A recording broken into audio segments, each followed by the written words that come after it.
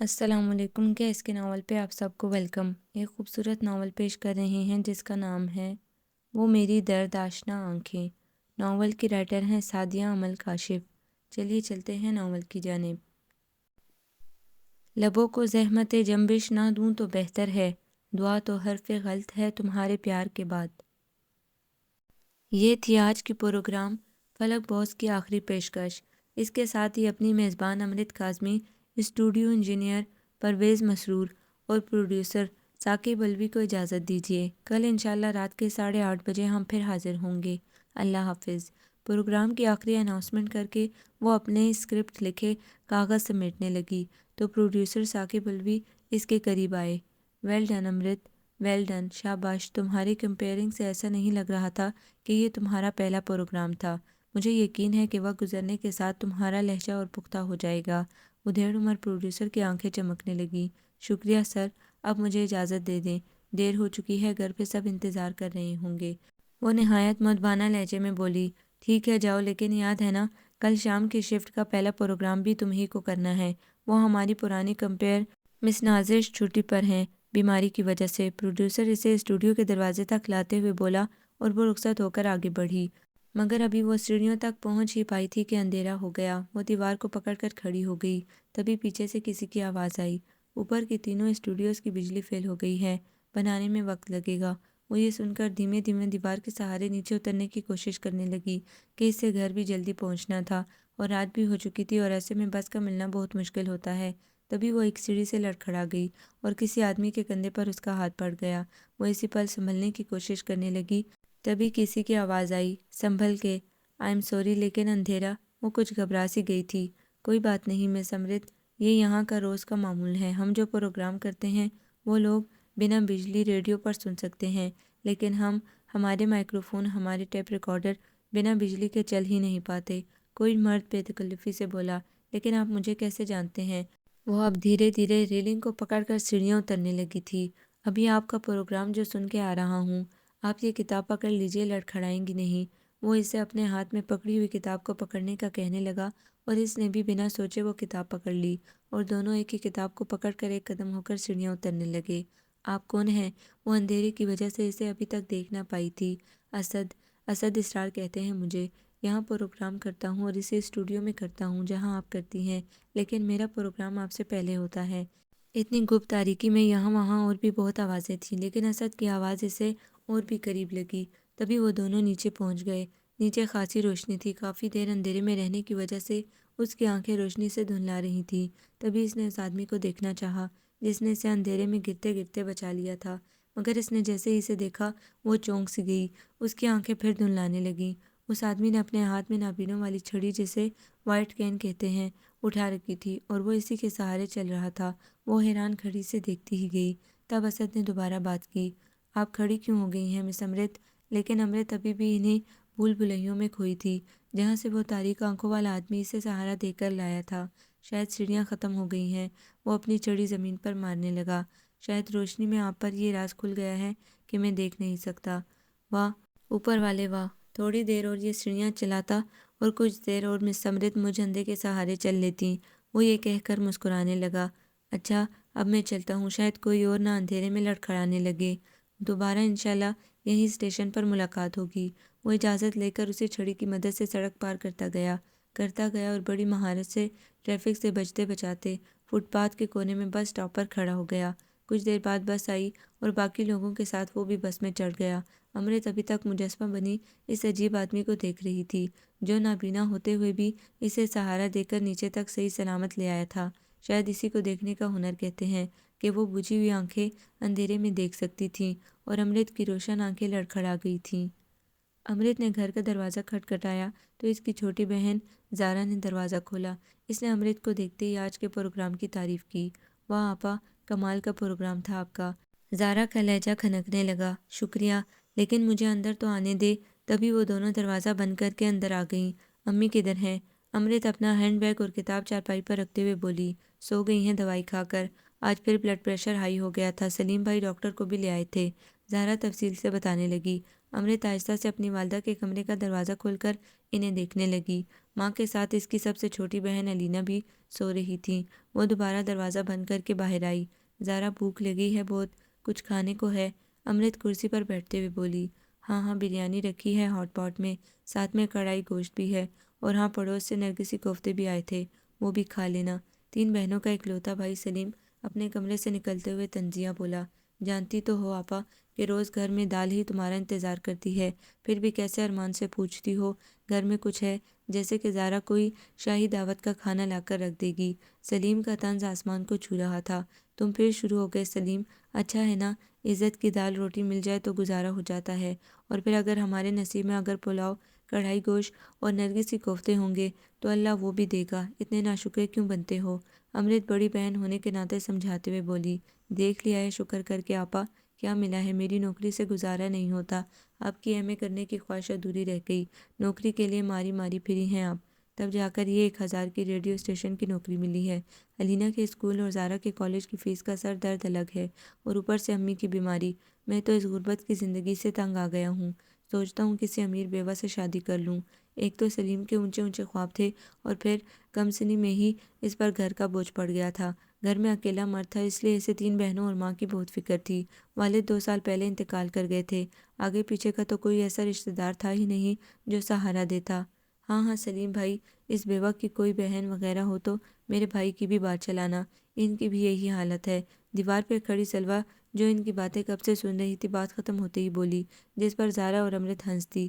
اس پر سلیم کو غصہ آ گیا۔ ساری بہنیں ایک سی ہوتی ہیں، بد دماغ اور کم عقل۔ سلیم بڑبڑاتا ہوا واپس اپنے کمرے میں چلا گیا۔ ارے ارے برا مان گئے سلیم بھائی، سلویٰ پیچھے سے چیختی رہی۔ چھوڑو اس کو سلویٰ، یہ بتاؤ دیوار کو کیوں تکلیف دی؟ امرت اس سے اس وقت دیوار پر چڑھنے کی وجہ پوچھنے لگی۔ آپ کو مبارکباد دینے آپا، واہ کیا پروگرام تھا، کیا گانے تھے، کیا آپ کی آواز تھی، لیکن سب سے اچھا وہ گانا چلایا تھا، سرمئی بادلوں کے پیچھے چھپ گیا تو روٹھ کر۔ سلویٰ وہیں دیوار پر کھڑے کھڑے گانا گانے لگی۔ خاموش ہو جا، آس پاس کے کتے جاگ اٹھیں گے کہ ہمارے فرائض کو انجام دے رہا ہے، زارا نے اسے چھیڑا۔ تو چپ ہو جا، تجھ سے مجھے بات نہیں کرنی۔ امرت آپا آپ کے لیے میں نے روٹی سالن ساتھ میں پکوڑے بھی رکھے تھے، دے دوں؟ سلویٰ ہمدردی سے پوچھنے لگی۔ ہائے سلویٰ، اللہ تیرے نصیب اچھے کرے، دے دے۔ امرت کھانے کا نام سن کر اٹھ بیٹھی۔ آپا میں نے آلوؤں کی بھاجی بنائی تھی، کھانا بھی خود نہیں کھایا، سوچا آپ آئیں گی تو ساتھ کھا لیں گے، اور آپ اس چڑیل سلویٰ کی باتوں میں آ گئیں۔ زارا روٹھنے کی ایکٹنگ کرنے لگی۔ ہاں تو آپا کو تمہارے ہاتھ کا کھانے سے بدہضمی ہو سکتی ہے، اس لیے گریز کر رہی ہیں، بہت اچھا جا رہی ہیں آپ آپا۔ سلویٰ زارا کو اور چڑھانے لگی۔ چپ ہو جاؤ تم دونوں، ہر وقت جانوروں کی طرح لڑتی رہتی ہو، لے آؤ دونوں اپنی اپنی تخلیقات میں کھا کر بتا دوں گی کہ کون سا کھانا مجھے بدہضمی دے گا۔ امرت نے گویا لڑائی ختم کر کے فیصلہ سنا دیا۔ ہائے امی، کل بہت عجیب واقعہ ہو گیا میرے ساتھ۔ امرت برآمدے میں بیٹھی اپنی ماں سے باتیں کر رہی تھی۔ اے میری بچی، کیا ہوا؟ ماں کا کلیجہ دہل اٹھا۔ ارے نہیں امی، دراصل کل رات جب میں ریڈیو اسٹیشن سے پروگرام کر کے باہر آئی تو اچانک بجلی فیل ہو گئی، میں سیڑھیوں میں پھنس گئی، اور ایک آدمی مجھے نیچے تک لے آیا۔ نیچے آ کر مجھے علم ہوا کہ وہ نابینا تھا، کچھ نہ دیکھتے ہوئے بھی اس نے اندھیرے میں مجھے سیڑھیاں اترنے میں مدد کی۔ امرت کل کا واقعہ ماں کے گوش گزار کرنے لگی۔ ہاں بیٹا، کہتے ہیں جن کی 2 آنکھیں نہیں ہوتی ان کی تیسری آنکھ ہوتی ہے، جس سے وہ سب کچھ دیکھتے ہیں، وہ آنکھ دل کی آنکھ ہوتی ہے۔ اچھا یہ بتا نوکری کیسی ہے؟ اس کی والدہ بات بدلتے ہوئے بولی۔ اچھی ہے، گزارے کے لیے پیسے بھی پروگرام کرنے کے حساب سے ملیں گے، صاف ستھرا ماحول ہے، اور ہمارے پروڈیوسر بھی اچھے انسان ہیں، امرت تسلی آمیز انداز میں بولی۔ اللہ کرے تو اچھے پیسے کمانے لگے بیٹا، تاکہ اس گھر کے حالات کچھ بدلیں، زارا کی شادی دھوم دھام سے کروں، الینا تھوڑا بہت پڑھ لے، اور پھر تمہارا بھی تو گھر بسانا ہے چندہ۔ ماں کا لہجہ محبت کی چاشنی سے لبریز تھا۔ امی تم میری فکر نہ کیا کرو، میں تمہاری بیٹی نہیں بیٹا ہوں، مجھے دونوں بہنوں کی شادی کرنی ہے اور سلیم کا گھر بسانا ہے۔ امرت فخریہ انداز میں اپنے ارادے بتانے لگی۔ خدا کرے بیٹا ایسا ہی ہو، ماں کے دل سے دعائیں نکلنے لگیں۔ وہ بسوں کے دھوئیں سے بچتی بچاتی سڑک کے کنارے گزرتی ہوئی ریڈیو اسٹیشن کے مین گیٹ میں چلی گئی۔ اسے بسوں کے دھوئیں اور سڑکوں کے رس سے چڑ تھی، وہ اب بھی من ہی من میں بڑبڑا رہی تھی۔ ایک تو میں سمجھ نہیں پاتی کہ لوگ اتنے بے قرار کیوں ہوتے ہیں، بس میں چڑھنے کے لیے بندہ اچھا خاصا گھر سے تیار ہو کر نکلتا ہے، اور یہ بسیں حلیاں بگاڑ کر بھوت بنا دیتی ہیں، اور اوپر سے یہ دھواں تو سونے پہ سہاگے کا کام کرتا ہے۔ اللہ میاں نے یہ دھواں بنایا ہی کیوں؟ تاکہ پتہ چلے کہ کہیں کچھ جل رہا ہے۔ پیچھے سے کسی کی آواز آئی۔ امرت نے مڑ کر دیکھا تو وہ اسد تھا۔ اسے دیکھ کر اس کا غصہ ٹھنڈا ہوا۔ اسد اسرار صاحب کیسے ہیں آپ؟ وہ نارمل ہوتے ہوئے بولی۔ میں تو ٹھیک ہوں، لیکن آپ کے مزاج سے یہ دھواں کیوں نکل رہا ہے؟ وہ چھڑی کی مدد سے اس کے ساتھ ساتھ چلنے لگا۔ یہ ہمارے یہاں کی بغیر قانون والی ٹریفک کی آلودگی اور یہاں کے جاہل لوگ سارے اچھے خاصے موڈ کو خراب کر دیتے ہیں۔ امرت کا لہجہ پھر غسیلا ہونے لگا۔ اس میں آپ یا میں کچھ کر ہی نہیں سکتے، اور اگر کچھ کر نہیں سکتے تو بھیجا اپنا موڈ خراب کرنے کا فائدہ۔ اور میری مانے امرت صاحبہ کہ ریڈیو پروگرام اچھے موڈ کے بنا ہو ہی نہیں سکتا۔ سامعین ہمارے تاثرات اور ہماری آواز سے بھانپ لیتے ہیں، ٹھیک ویسے ہی جیسے کہ میں بنا دیکھے یہ آواز سے انداز بتا سکتا ہوں۔ اسد کی آنکھوں میں دل فریب چمک تھی۔ اس کی آنکھیں دیکھ کر یہ لگتا نہیں تھا کہ وہ آنکھیں بیکار ہیں۔ وہ ان آنکھوں کو غور سے دیکھنے لگی۔ آپ کا پروگرام ہے اسد صاحب؟ وہ بات بدلتے ہوئے بولی۔ جی نہیں، شام کی شفٹ کے پروگرام میں لکھتا ہوں یہ، پھر لکھواتا ہوں، کہوں تو اور بہتر رہے گا۔ یعنی میرے پروگرام کا اسکرپٹ آپ نے لکھا ہے؟ جی میں نے لکھا ہے، اور اسے پروڈیوسر صاحب کی ٹیبل پر چھوڑ آیا ہوں، وہ مسکرا کر کہنے لگا۔ وہ دونوں باتیں کرتے کرتے پروڈیوسر ثاقب الوی کے کمرے میں پہنچ گئے۔ پروگرام کا وقت ہو چکا تھا، اس لیے پروڈیوسر صاحب انہیں اسٹوڈیو میں لے آئے۔ شیشے کی دیوار کے اس پار امرت مائکروفون کے سامنے بیٹھ گئی، اور اس طرف اسد پروڈیوسر کے ہمراہ۔ ہوا کی لہروں کی مدد سے اسٹوڈیو انجینئر پروگرام لوگوں تک پہنچانے لگا۔ پروگرام کی ابتدائی دھن بجی اور امرت کی آواز مائکروفون کے گنبدوں سے گونجی۔ آپ کے پسندیدہ پروگرام، آپ کی فرمائش کے ساتھ آپ کی نئی میزبان امرت کاظمی حاضر ہے۔ اور اس طرح وہ پر اعتمادی سے پروگرام کرتی گئی۔ اسکرپٹ پڑھتے ہوئے اسے ہر موڑ پر یہ احساس ہوا کہ لکھنے والے کے خیالات کتنے اعلیٰ ہیں، اور پھر ہر کردار کی ترجمانی تو اسد کی تحریریں ہی کرتی ہیں۔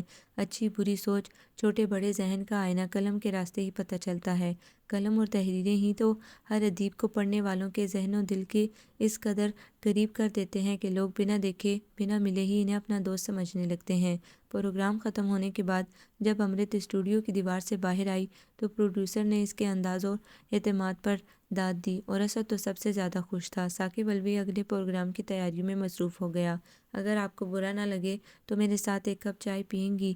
اسد بڑے پیار بھرے لہجے میں پوچھنے لگا، اور امرت انکار نہ کر سکی، اور اس طرح دونوں کینٹین آ پہنچے۔ بہت اچھی کمپیئرنگ کر لیتی ہیں آپ، لہجے کے ساتھ آواز بھی دل فریب ہے۔ اس کی کوئی خاص وجہ؟ کہیں پہلے کوئی تجربہ وغیرہ؟ چائے کا سپ لیتے ہوئے اسد نے بات شروع کی۔ ارے نہیں اسد صاحب، میں اور کمپیئرنگ کبھی نہیں۔ کالج میں تو اسٹیج پر چڑھنے سے ڈر لگتا تھا، لیکن وہ کہتے ہیں نا کہ ضرورت ایجاد کی ماں ہوتی ہے، پیسے کی ضرورت نے کمپیئرنگ بھی سکھا دی۔ وہ مسکرا کر بولی۔ سچ کہوں امرت، میرے اسکرپٹ کو آپ نے پڑھا اور اس قدر خوبصورتی سے پڑھا کہ میرے لفظوں کی تو آبرو رہ گئی۔ جانے کیسا راز چھپا تھا اسد کے لہجے میں۔ ایسی کوئی بات نہیں، آپ کے لفظ کسی کی آواز کے محتاج تھوڑی ہیں، وہ تو خود اپنی داستان سنا رہے تھے۔ مجھے بڑی حیرانی ہوئی پڑھ کر، امرت صاحب گوئی سے بولی۔ حیرانی کس بات کی؟ اسد بھی حیران ہوا۔ شاید اس بات کی کہ ایک ایسا آدمی جو دیکھ نہیں سکتا، وہ چاند، بادل، کہکشاں، ستاروں اور پھولوں کی باتیں کیسے کر سکتا ہے؟ اسد نے اپنے اس سوال کا جواب دینا چاہا۔ یہ بھی کہہ سکتے ہیں، لیکن مجھے اس بات کی حیرانی ہوئی کہ ان سب چیزوں کو دیکھے بنا ان کا اتنی خوبصورتی سے استعمال کس طرح کیا جا سکتا ہے۔ وہ خوش دلی کا مظاہرہ کرنے لگی۔ اصل میں امرت، میں نے آنکھ کھولی تو روشنی نہیں دیکھی، یہی اندھیرے میرا مقدر اور ہم سفر بنے۔ پڑھنے کا شوق ہوا تو پڑھ بھی لیا، اور لکھنے کا شوق ہوا تو لکھنے بھی لگا۔ یہ اور بات ہے کہ بریل کی مدد سے لکھتا ہوں۔ بریل اس سسٹم کو کہتے ہیں جس سے ہم نابینا لوگ لکھتے ہیں۔ وہ اس بات پر مسکرایا۔ ہاں، تو جب لکھنا چاہا تو سوچا کیا لکھوں۔ تب مجھے ایک دوست ملا، اویس، اور وہ میرے ساتھ رہتا ہے۔ اسی نے مجھے بتایا ستارے کیسے چمکتے ہیں، چاند کیسے جگمگاتا ہے، کس طرح وہ دن بدن بڑھتا ہے، بادل کس طرح بکھرتے ہیں، پھول کیسے ہوتے ہیں، اور اگر یہ کہہ لے کہ میری قوت احساس بہت تیز ہے، اس لیے میں نے بہت جلد سمجھ لیا یہ سب۔ اس کی باتوں میں ایک روشن ذہن کی چمک تھی۔ امرت اس کی آنکھوں کو دیکھی گئی، جو بے نور تو تھیں پر کتنی خوبصورت تھیں۔ کبھی کبھی تو اسے یہ گمان ہوتا کہ وہ نہ دیکھنے کا ڈرامہ کرتا ہے۔ بھلا اتنی پیاری آنکھیں کس طرح تاریک ہو سکتی ہیں؟ کبھی یہ خواہش نہیں ہوتی کہ دنیا دیکھوں، بکھرتے رنگوں، چمکتے ستاروں، مہکتے پھولوں کو آنکھ کی پتلی میں قید کروں؟ امرت اس کی شخصیت میں کھونے لگی۔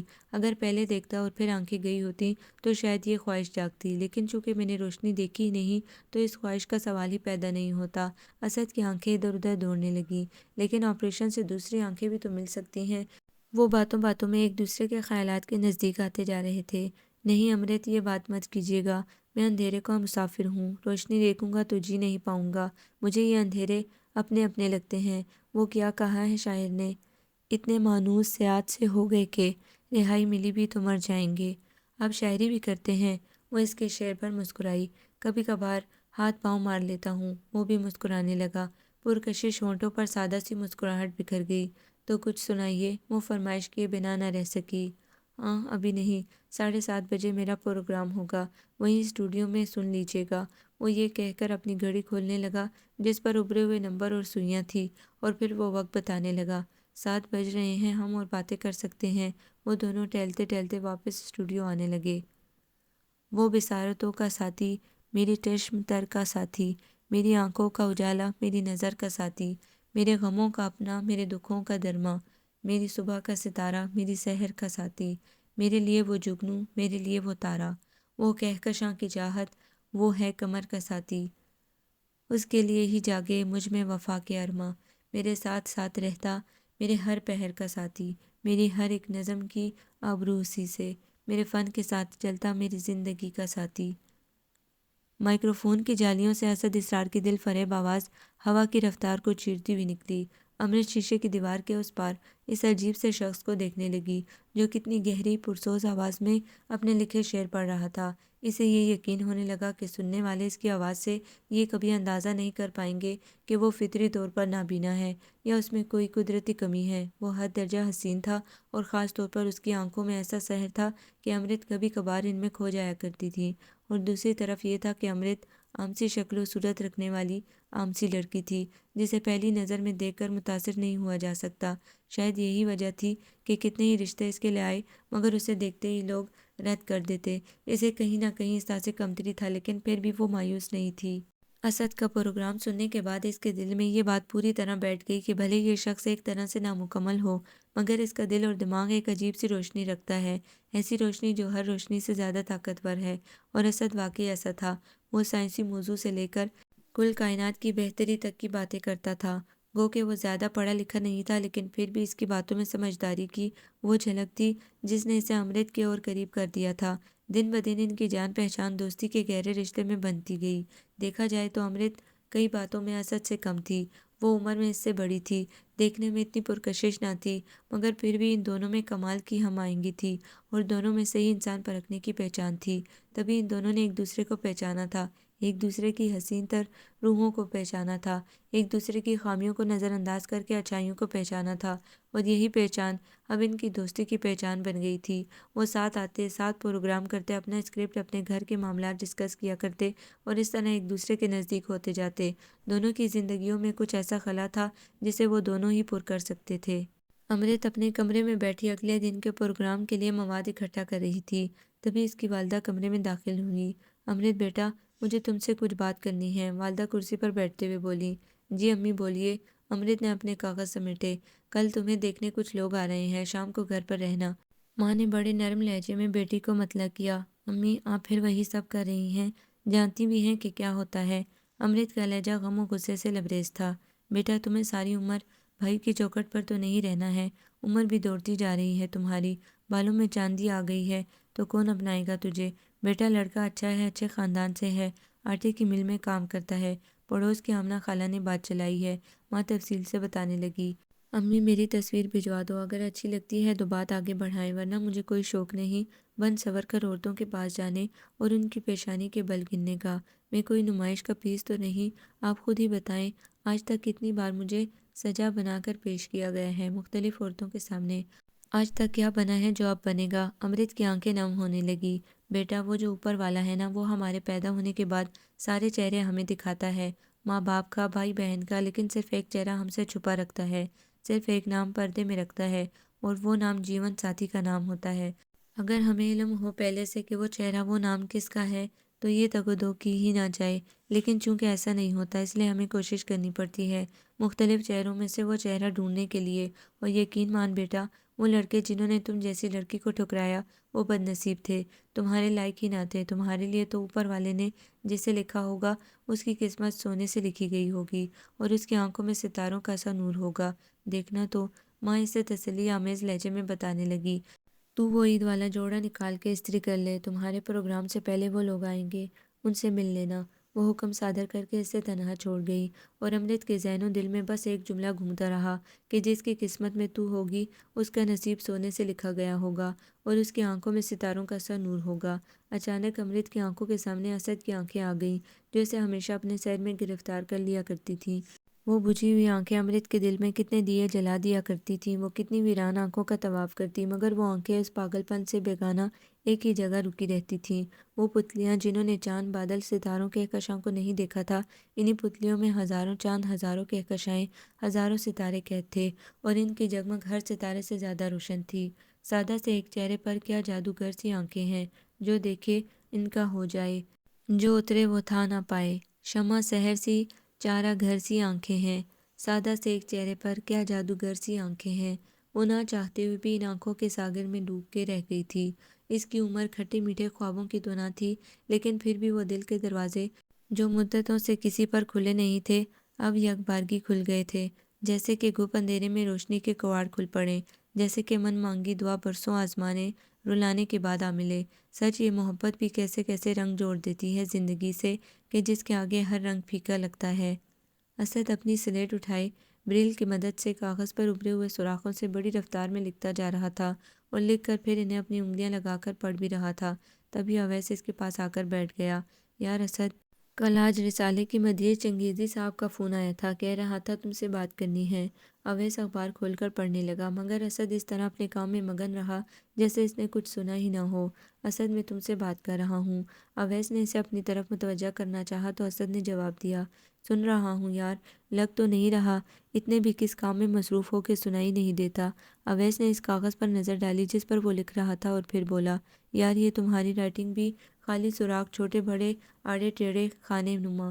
وہ بریل کی رائٹنگ دیکھ کر مسکرانے لگا۔ ہاں اڑا لو مذاق، ویسے اگر میں نے تم لوگوں کی لکھائی دیکھی ہوتی تو بول سکتا تھا میں بھی، لیکن کیا کروں۔ چل جا، مجھے اسکرپٹ لکھنے دے، کل امرت کا پروگرام ہے شام کو۔ وہ دوبارہ ہاتھ میں پکڑی ہوئی سوئی نما چیز سے کاغذ پر نشان بنانے لگا۔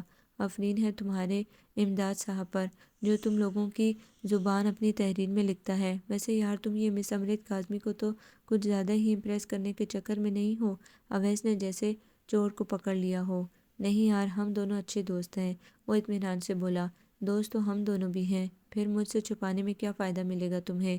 کیا میں سمجھ نہیں سکتا کہ تو بار بار مجھ سے یہ کیوں پوچھتا ہے کہ خوبصورتی کیسے ہوتی ہے، لڑکیاں کیسے دکھتی ہیں، محبت کیسے ہوتی ہے؟ میں یہ سمجھ سکتا ہوں شہزادے کہ وہ محبت جو تو اپنی اس بریل کی مدد سے کاغذ پر لکھ کر چھپواتا ہے، وہی محبت انہی کاغذوں سے اتر کر تجھ میں سما گئی ہے۔ اویس نے اس کے ہر انداز کو بھانپ لیا تھا۔ اس کی یہ باتیں سن کر اسد خاموش رہا۔ دیکھو اسد، تمہاری یہ خاموشی تم سے جھوٹ نہیں بلوا سکتی۔ یار تو اگر اس سے محبت کرتا ہے تو اسے بتا دے، آخر کب تک تو میرے سہارے زندہ رہے گا؟ کب تک تمہارے لیے میں بازار سے کپڑے خرید کر لاؤں گا؟ کب تک میں تمہیں آگ سے بچانے کے لیے کھانا پکا کر دوں گا؟ آخر کل کو مجھے بھی تو کسی کو ہمسفر بنانا ہے۔ اور پھر یار تجھ میں کمی ہی کون سی ہے سوائے اس کے کہ تو دیکھ نہیں سکتا؟ اویس ہمدردانہ اور دوستانہ مشورہ دینے لگا۔ یہی تو سب سے بڑی کمی ہے مجھ میں اویس۔ یار ہم اندھوں کو لوگ رحم کھا کر سڑک پار تو کرا دیں گے، مگر زندگی کی سڑک پر ہمارے سہارے کوئی کیسے چلے گا؟ ہمارے لیے لوگوں کے دلوں میں ہمدردی تو سر اٹھا سکتی ہے، لیکن محبت نہیں جاگ سکتی۔ اسد بڑے افسردہ لہجے میں بولا، تو اس سے ایک بار اظہار تو کر کے دیکھ، کیا پتہ وہ ویسی لڑکی نہ ہو، کیا پتہ وہ تمہاری اس کمی کو نظر انداز کر دے۔ اویس اب بھی وہیں اٹکا تھا۔ یہ بھی تو ہو سکتا ہے کہ محبت پانے کی چاہ میں دوستی بھی کھو دوں، اس سے وفا پانے کی خواہش میں اس کے خلوص سے بھی ہاتھ دھو بیٹھوں۔ تو رہنے دے اویس، جو جیسے ہو رہا ہے ہونے دے۔ میں تاج محل کی خواہش میں اپنے اینٹ پتھر کے گھر کو کھونا نہیں چاہتا۔ اسد گویا ضد پر اڑ گیا۔ لیکن اسد، کیا تجھے لگتا ہے کہ… اویس بات آگے بڑھانے لگا تو اسے اسد نے ٹوک دیا۔ بس یار بس، فضول بحث کرنے سے فائدہ ختم کرو اس ٹاپک کو اور جا کے اپنا اخبار پڑھو۔ اگر میں تجھ پر بوجھ ہو گیا ہوں تو صاف صاف بتا، یوں پہیلیاں بجھانے کی ضرورت نہیں۔ اسد کی آواز غصے سے بھر آ گئی۔ رہنے دے، تجھ سے بات کرنے کا کیا فائدہ؟ بوجھ؟ ہاں بن گئے ہو بوجھ، لیکن ایک بڑا بوجھ میری دوستی بن گئی ہے تجھ پر۔ دو پیسے کیا کمانے لگ گئے، خود کو کچھ سمجھنے لگے ہو۔ انسان ہوتے تو سمجھتے، پتھروں سے خطاب کیا کیجیے، آدمی ہو تو بات کیجیے۔ اویس غصے میں گھولتا ہوا اخبار سمیٹتا کمرے سے باہر نکل گیا۔ آپا وہ لوگ آ گئے ہیں، امی نے کہا ہے آپ آ جائیں۔ باہر سے آ کر علینا نے امرت کو آگاہ کیا۔ سن، کون کون ہے؟ امرت اسے ہاتھ سے پکڑ کر آہستہ سے پوچھنے لگی۔ لڑکے کی امی ہیں، 2 بہنیں اور چاچی ہیں۔ لڑکے کی تصویر بھی لائی ہیں، اس کا نام قیوم ہے۔ ٹھیک ہے، زیادہ سونا نہیں لیکن چل جائے گا۔ علینا شرارت کرنے لگی اور یہ شرارت امرت کو ایک آنک نہ بھائی۔ دیکھ میں ٹھیک تو لگ رہی ہوں نا؟ امرت بہت گھبرا رہی تھی۔ ایک دم چاند کا ٹکڑا لگ رہی ہے، علینا نے تعریف کی، لیکن یہ تعریف امرت کو ایک دم جھوٹی لگی، کیونکہ وہ جانتی تھی کہ وہ چاند کا وہ ٹکڑا ہے جس میں جگہ جگہ داغ ہیں، اور وہی داغ اسے چاند کہلانے سے روکتے ہیں۔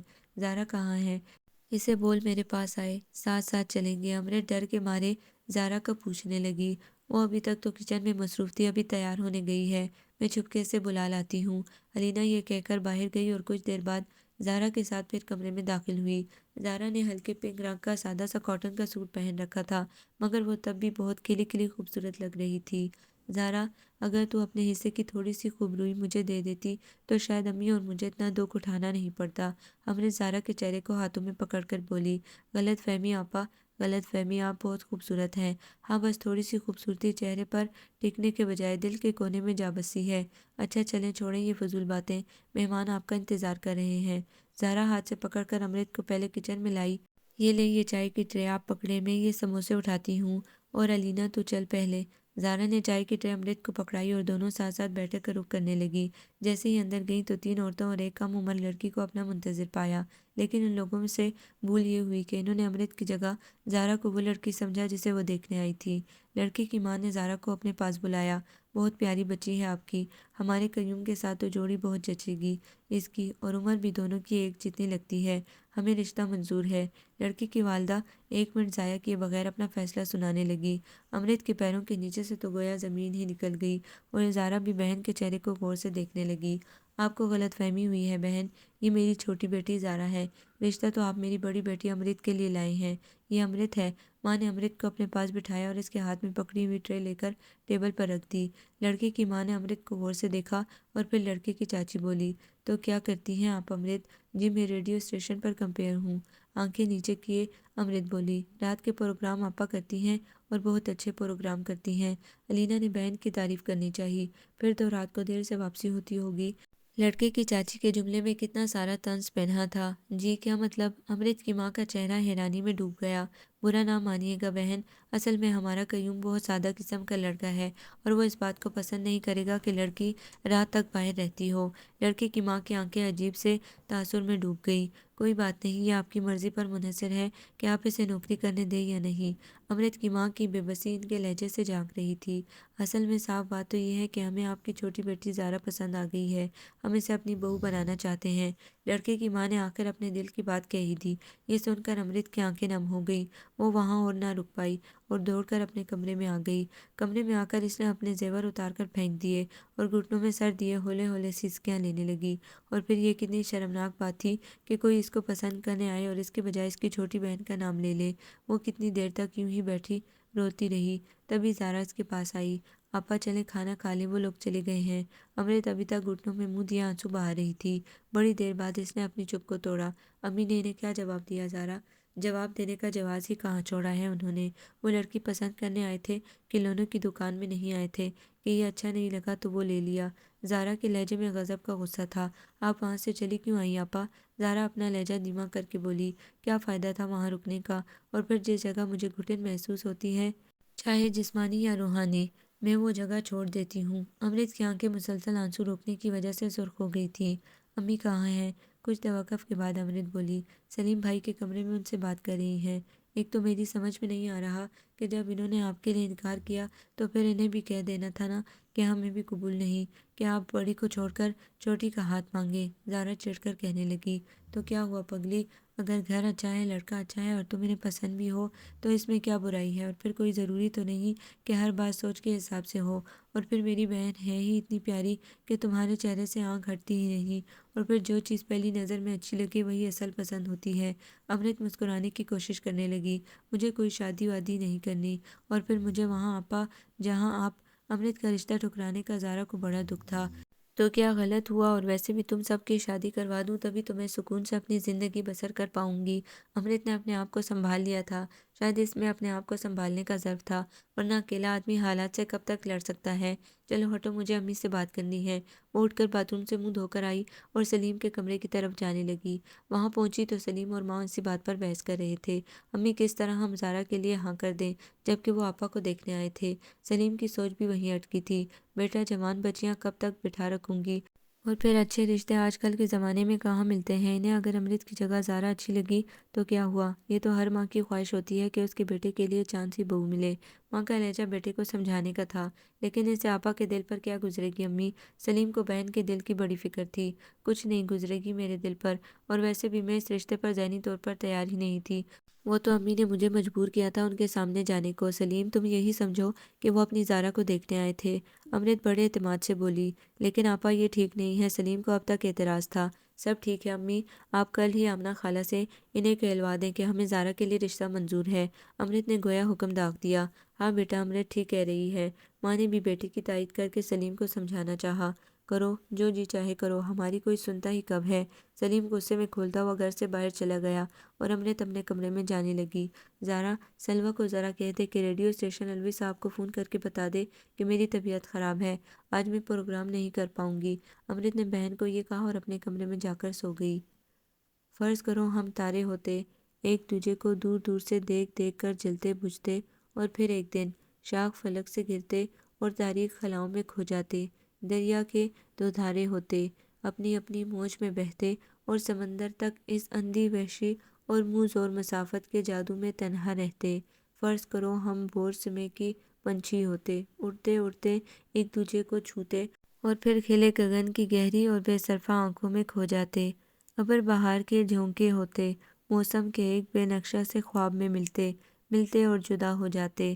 خشک زمینوں کے ہاتھوں پر سبز لکیریں کندہ کرتے اور ان دیکھے سپنے بوتے، اپنے اپنے آنسو رو کر چین سے سوتے۔ فرض کرو ہم جو کچھ اب ہیں وہ نہ ہوتے۔ امرت اپنی ڈائری میں لکھی ہوئی امجد اسلام امجد کی نظم دھیرے دھیرے پڑھتی رہی، اور اسے پڑھ کر اس نے ٹھنڈی آہ بھری۔ ریڈیو اسٹیشن کا کوریڈور اب آہستہ آہستہ خالی ہونے لگا تھا، شفٹ بدلنے کا وقت تھا۔ صبح کے پنچھی اڑتے جا رہے تھے اور شام کے مسافر اپنی رزق گاہوں کی طرف پلٹ رہے تھے۔ امرت اور اسد کوریڈور کے بیچوں بیچ بنی گیلری پر کھڑے تھے۔ کتنی سچی بات کہی ہے شاعر نے، فرض کرو ہم جو کچھ اب ہیں وہ نہ ہوتے۔ امرت دوبارہ نظم کی سطریں دہرانے لگی۔ تمہارا کیا مطلب ہے؟ ہم انسان نہ ہوتے؟ یہ ابر بہار کے جھونکے، یہ بور سمی کی پنچھی، یہ ستارے، یہ دریا، یہ کیا انسانوں سے بہتر ہوتے؟ بی بی پروردگار نے ہمیں اشرف المخلوقات بنا کر بھیجا ہے، تمام مخلوق پر فوقیت دی گئی ہے ہمیں۔ اسد جو کتنی دیر سے خاموش کھڑا اسے سن رہا تھا بول پڑا، یہی تو اچھائی ہوتی ہے انسانوں کی کہ وہ ہر حالت کو، ہر تکلیف کو بآسانی ہینڈل کر لیتا ہے۔ ہر انسان کے اپنے اندر ایک عجیب حیرت خیز دنیا ہوتی ہے حالات کی، کنڈیشننگ کی بٹی میں پگھلا اور ڈھلا حادثات کا بچھاڑا، جھنجھوڑا چانٹا، کہیں سے کھٹا پٹا، کہیں سے دست بریدہ، کہیں سے لمبوترا، تاہم بڑا ہی پیارا ہیومن، گرتا ہمت سے اٹھتا، شکست تسلیم نہ کرتا، سعی و جہد کے تفاخر کی دمک پیشانی پر لیے آگے ہی آگے بڑھتا جاتا ہے۔ اسد نے اپنے چہرے پر دل فریب مسکراہٹ لا کر بولا، اسد یہ تم اور تمہاری فلاسفی میری ہر سوچ کو غلط ثابت کرنے کے پیچھے پڑے رہتے ہیں۔ امرت اسد کے اس جواب پر جھنجھلاہٹ سے بولی، ہاں تو ٹھیک ہے نا، کیوں ایک نقطے کو کھینچ تان کر کائنات کے جتنا بڑا کر کے رکھنا چاہتی ہو؟ تم نے 2 دن پہلے بتایا تھا کہ تمہارا رشتہ مانگنے کوئی آیا تھا اور انہیں تمہاری جگہ تمہاری چھوٹی بہن اچھی لگی، بس تو اس میں اتنا نا امید ہونے کی کیا ضرورت ہے؟ یہ صدمہ ایسا تو نہیں ہے کہ جس سے دنیا ہی بیکار ہو جائے؟ اسد اسے سمجھاتے ہوئے بولا، نہیں اسد نہیں، یہ تکلیف اس ٹکرانے کی نہیں، تکلیف تو اس کہانی کی ہے جو مجھ سے یعنی میرے اپنے وجود سے وابستہ ہے، جسے تم دیکھ ہی نہیں سکتے، سمجھ ہی نہیں سکتے۔ امرت پر آج نہ جانے کیسی بے قراری طاری تھی۔ دیکھ تو نہیں سکتا، البتہ سمجھ ضرور سکتا ہوں، تمہیں کمپلیکس ہے اس بات کا کہ تم خوبصورت نہیں۔ ارے لاکھوں ایسی خوبصورت لڑکیاں جو خوبصورتی کے باعث بھی تنہا رہ جاتی ہیں۔ اگر میں نابینا ہوں تو اس کا مطلب یہ تو نہیں کہ میں کھاتا پیتا نہیں، اٹھتا بیٹھتا نہیں، آتا جاتا نہیں۔ میڈم زندگی دشواریوں کا نام ہے، سامنا کرنا سیکھو۔ اسد اسے اپنی مثال دیتے ہوئے بولا، اچھا ہے اسد تم نے مجھے دیکھا نہیں، ورنہ تم بھی شاید دوستی نہ کرتے مجھ سے۔ اس کا لہجہ اور مایوس ہوتا چلا گیا۔ ہاں یہ بات تو صحیح ہے، وہ شرارت سے مسکرانے لگا، اور پھر دونوں پروگرام کرنے کے لیے اسٹوڈیو کا رخ کرنے لگے۔ امرت بیٹا میں تم سے کچھ بات کروں؟ امرت باہر برآمدے میں بیٹھی کھانا کھانے میں مصروف تھی۔ تبھی ماں اس کے قریب آ بیٹھی۔ دیکھو امی، تمہارا اس طرح کا لہجہ مجھے ہمیشہ ڈراتا ہے، وہ نوالا منہ میں رکھتے ہوئے بولی۔ اصل میں بیٹا، زارا کے رشتے کی رضامندی ہم نے دے دی، اب وہ لوگ شادی جلدی کرنا چاہتے ہیں، تمہارا کیا خیال ہے؟ ماں آہستہ آہستہ اپنے موضوع پر آنے لگی۔ تو ٹھیک ہے نا، کر دے شادی، اس میں سوچنے کی کیا بات ہے؟ وہ خاصی لاپرواہی سے بولی۔ بات یہ سوچنے کی نہیں ہے بیٹا، بات تو یہ سوچ میں ڈال رہی ہے لوگوں کی کہ بڑی کے ہوتے ہوئے منجلی کی شادی کیوں کر رہے ہیں ہم۔ والدہ دھیرے دھیرے بات بڑھانے لگی۔ کیا مطلب ہے امی؟ اگر بڑی گھر میں بیٹھی ہے تو کیا چھوٹی بھی کنواری رہے گی؟ اور لوگوں کو کیا یہ جواز کافی نہیں کہ رشتہ اچھا ملا تو ہم نے منجلی کے لیے ہاں کر دی؟ اور پھر امی، کن لوگوں کی فکر کر رہی ہیں آپ؟ ان کی جو ہمارے غموں ہماری تکلیفوں کو بانٹنے کے بجائے ہماری مجبوریوں پر کیچڑ اچھالتے ہیں۔ بھاڑ میں جائیں یہ لوگ، مجھے نہیں کرنی شادی۔ امرت نے کھانے کی پلیٹ کو سرکا کر اپنے سے دور کیا۔ بیٹی، ٹھنڈے دماغ سے سوچ۔ آمنہ خالہ نے پھر بات چلائی ہے، لڑکا بھی تمہاری طرح ریڈیو اسٹیشن پہ نوکری کرتا ہے۔ کیا کہہ رہی تھی آمنہ؟ ہاں، پروڈیوسر ہے، بس یہی کمی ہے کہ پہلے سے شادی شدہ تھا، بیوی انتقال کر گئی اور ایک 4 سال کی بیٹی بھی ہے۔ کیا امی، میں ایسے آدمی سے شادی کروں جو ایک بچی کا باپ ہے؟ نہیں امی نہیں۔ امرت سے گویا یہ سہا نہ گیا۔ شادی تو کرنی ہی پڑے گی تمہیں، کبھی نہ کبھی، اور پھر عمر بھی تو دوڑتی جا رہی ہے۔ ماں کی بے بسی اس کے لہجے سے ظاہر تھی۔ اسی پل امرت نے ارادہ باندھا کہ وہ ایک بار اسد سے ضرور پوچھے گی۔ وہ اسد سے محبت کرنے لگی تھی اور یہ بات دل میں چھپا کر وہ اور نہیں رہ سکتی تھی۔ اس کے اندر جو اسد کی دوستی تھی اس نے ہمت جگائی اس کے اندر کہ وہ اسد سے سب کچھ بیان کر دے، اپنے دل کے، اپنے احساسات کی ہر حالت اس پر عیاں کر دے۔ مگر وہ لڑکی تھی، پہل کرنے میں جھجک رہی تھی، لیکن کسی نہ کسی کو تو پہل کرنی ہی تھی، اسی اطمینان سے کہ اسد کبھی انکار نہیں کر سکتا۔ اس نے نئی رتوں کے خواب بننے شروع کر دیے۔ امرت نے فلیٹ کے باہر لگی گھنٹی بجائی تو اندر سے اویس نے دروازہ کھولا۔ جی آپ کون؟ اویس حیرانی سے امرت کو دیکھنے لگا۔ مجھے اسد اسرار صاحب سے ملنا ہے، میں ان کی کلیگ ہوں، ہم لوگ ایک ساتھ ریڈیو پر کام کرتے ہیں۔ امرت تفصیلی تعارف کراتے ہوئے بولی۔ اگر میں غلط نہیں تو آپ مس امرت کاظمی ہیں؟ اویس مسکراتے ہوئے بولا۔ اور اگر میں غلط نہیں تو آپ اسد کے گہرے دوست اویس صاحب ہیں؟ وہ بھی جواباً مسکرانے لگی اور پھر بولی، اصل میں ابھی شام کا پروگرام ریڈیو اسٹیشن سے کر کے آ رہی ہوں، اسد نہیں آیا تھا، پوچھنے پر پتہ چلا کہ بیمار پڑ گیا ہے، اگلے پروگرام میں 2 گھنٹے تھے، سوچا اسے دیکھ آؤں۔ لگتا ہے ساری داستان دروازے پر سنانے کا ارادہ رکھتی ہیں آپ، اندر تو آئیے۔ اویس اسے اندر لے آیا۔ آپ کے اسد صاحب ادھر کمرے میں ہیں، جائیے مل لیجیے ان سے، تب تک میں چائے بنا کر لے آتا ہوں، اویس خاصی بے تکلفی سے بولا۔ امرت خاموشی سے کمرے کے دروازے پر کھڑی رہی۔ اسد نے اپنے ہاتھ میں گٹار پکڑا ہوا تھا اور اپنے دائیں ہاتھ سے اس کے تاروں کو بجا کر ایک خوبصورت سی دھن نکال رہا تھا۔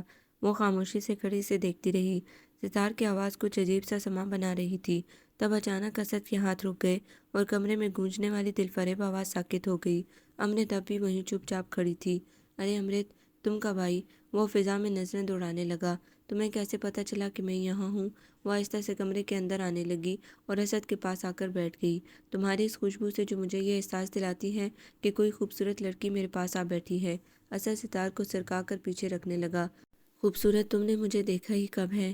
وہ منہ بنا کر بولنے لگی۔ وہ کیا کہا ہے شاعر نے کہ وہ آنکھ چھپکے سے یوں دل کے بیت کہہ جائے کہ بات جیسے کوئی یاد آ کے رہ جائے۔ نہ وہ ہنسی ہے نہ میں خوبرو، مگر ایک ساتھ ہمیں جو دیکھ لے وہ بس دیکھتا ہی رہ جائے۔ ہم حسین نہیں تو کیا ایک ساتھ اچھے تو لگتے ہیں؟ اسد زبانی بات کہہ گیا جیسے امرت نے بھی محسوس کیا۔ پتہ ہے امرت، جب تم میرے پاس ہوتی ہو تو مجھے یہ احساس ہی نہیں ہوتا کہ میں اندھا ہوں۔ اسد، میں نے تمہیں کتنی مرتبہ منع کیا ہے کہ تم خود کو اندھا نہ کہا کرو۔ وہ شکوہ کرنے لگی۔ تم اپنی آنکھوں کا آپریشن کرواؤ پلیز، آج کل میڈیکل سائنس اتنی آگے پہنچ چکی ہے کہ تمہاری بچپن سے بجھی آنکھیں چمک سکتی ہیں اسد۔ ہاں امرت، میں بھی اسے سمجھا کر ہار گیا، پر یہ کوڑ مغز کچھ سمجھے بھی نہ، کب سے یہی رٹ لگائے بیٹھا ہے کہ میں روشنی دیکھوں گا تو مر جاؤں گا۔ خود کو بدلو اسد، یوں زندہ رہنے سے حاصل دنیا کی رنگینی دیکھو کہ اسی کے لیے ہمیں پیدا کیا گیا ہے کہ ہم مالک کی بنائی کائنات کو دیکھیں۔ اویس چائے کی ٹرے نیچے رکھ کر اس کو سمجھانے لگا۔ بدلتی کوئی چیز نہیں میرے بھائی، بس یا تو زندگی بھر وہی رہتی ہے یا پھر فنا ہو جاتی ہے، انسان بھی۔ اور پھر جب میرے مالک نے ہی نہیں چاہا کہ میں اپنی آنکھوں کی پتلیوں سے دنیا دیکھوں تو پھر میں کون ہوتا ہوں، اس کی مرضی کو رد کرنے والا۔ اسد چائے کے کپ کو اٹھانے کی کوشش کرنے لگا، تبھی اویس نے اسے کپ تھمایا۔ اویس، مجھے خود اٹھانے دو، کچھ تو کرنے دو مجھے خود بھی۔ مجھے ہر لمحہ یہ احساس دلاتے ہو کہ میں معذور ہوں۔ ذرا سا بخار کیا ہو گیا مجھے، اس نے دفتر سے چھٹی کر لی۔ اسد اویس سے ناراض ہونے لگا۔ معذور تو تم نے خود کو بنا رکھا ہے۔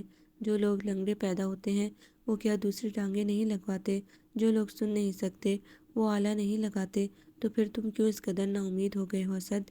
اویس اسے مزید سمجھانے لگا۔ ہاں اسد، اویس بھائی ٹھیک کہہ رہے ہیں۔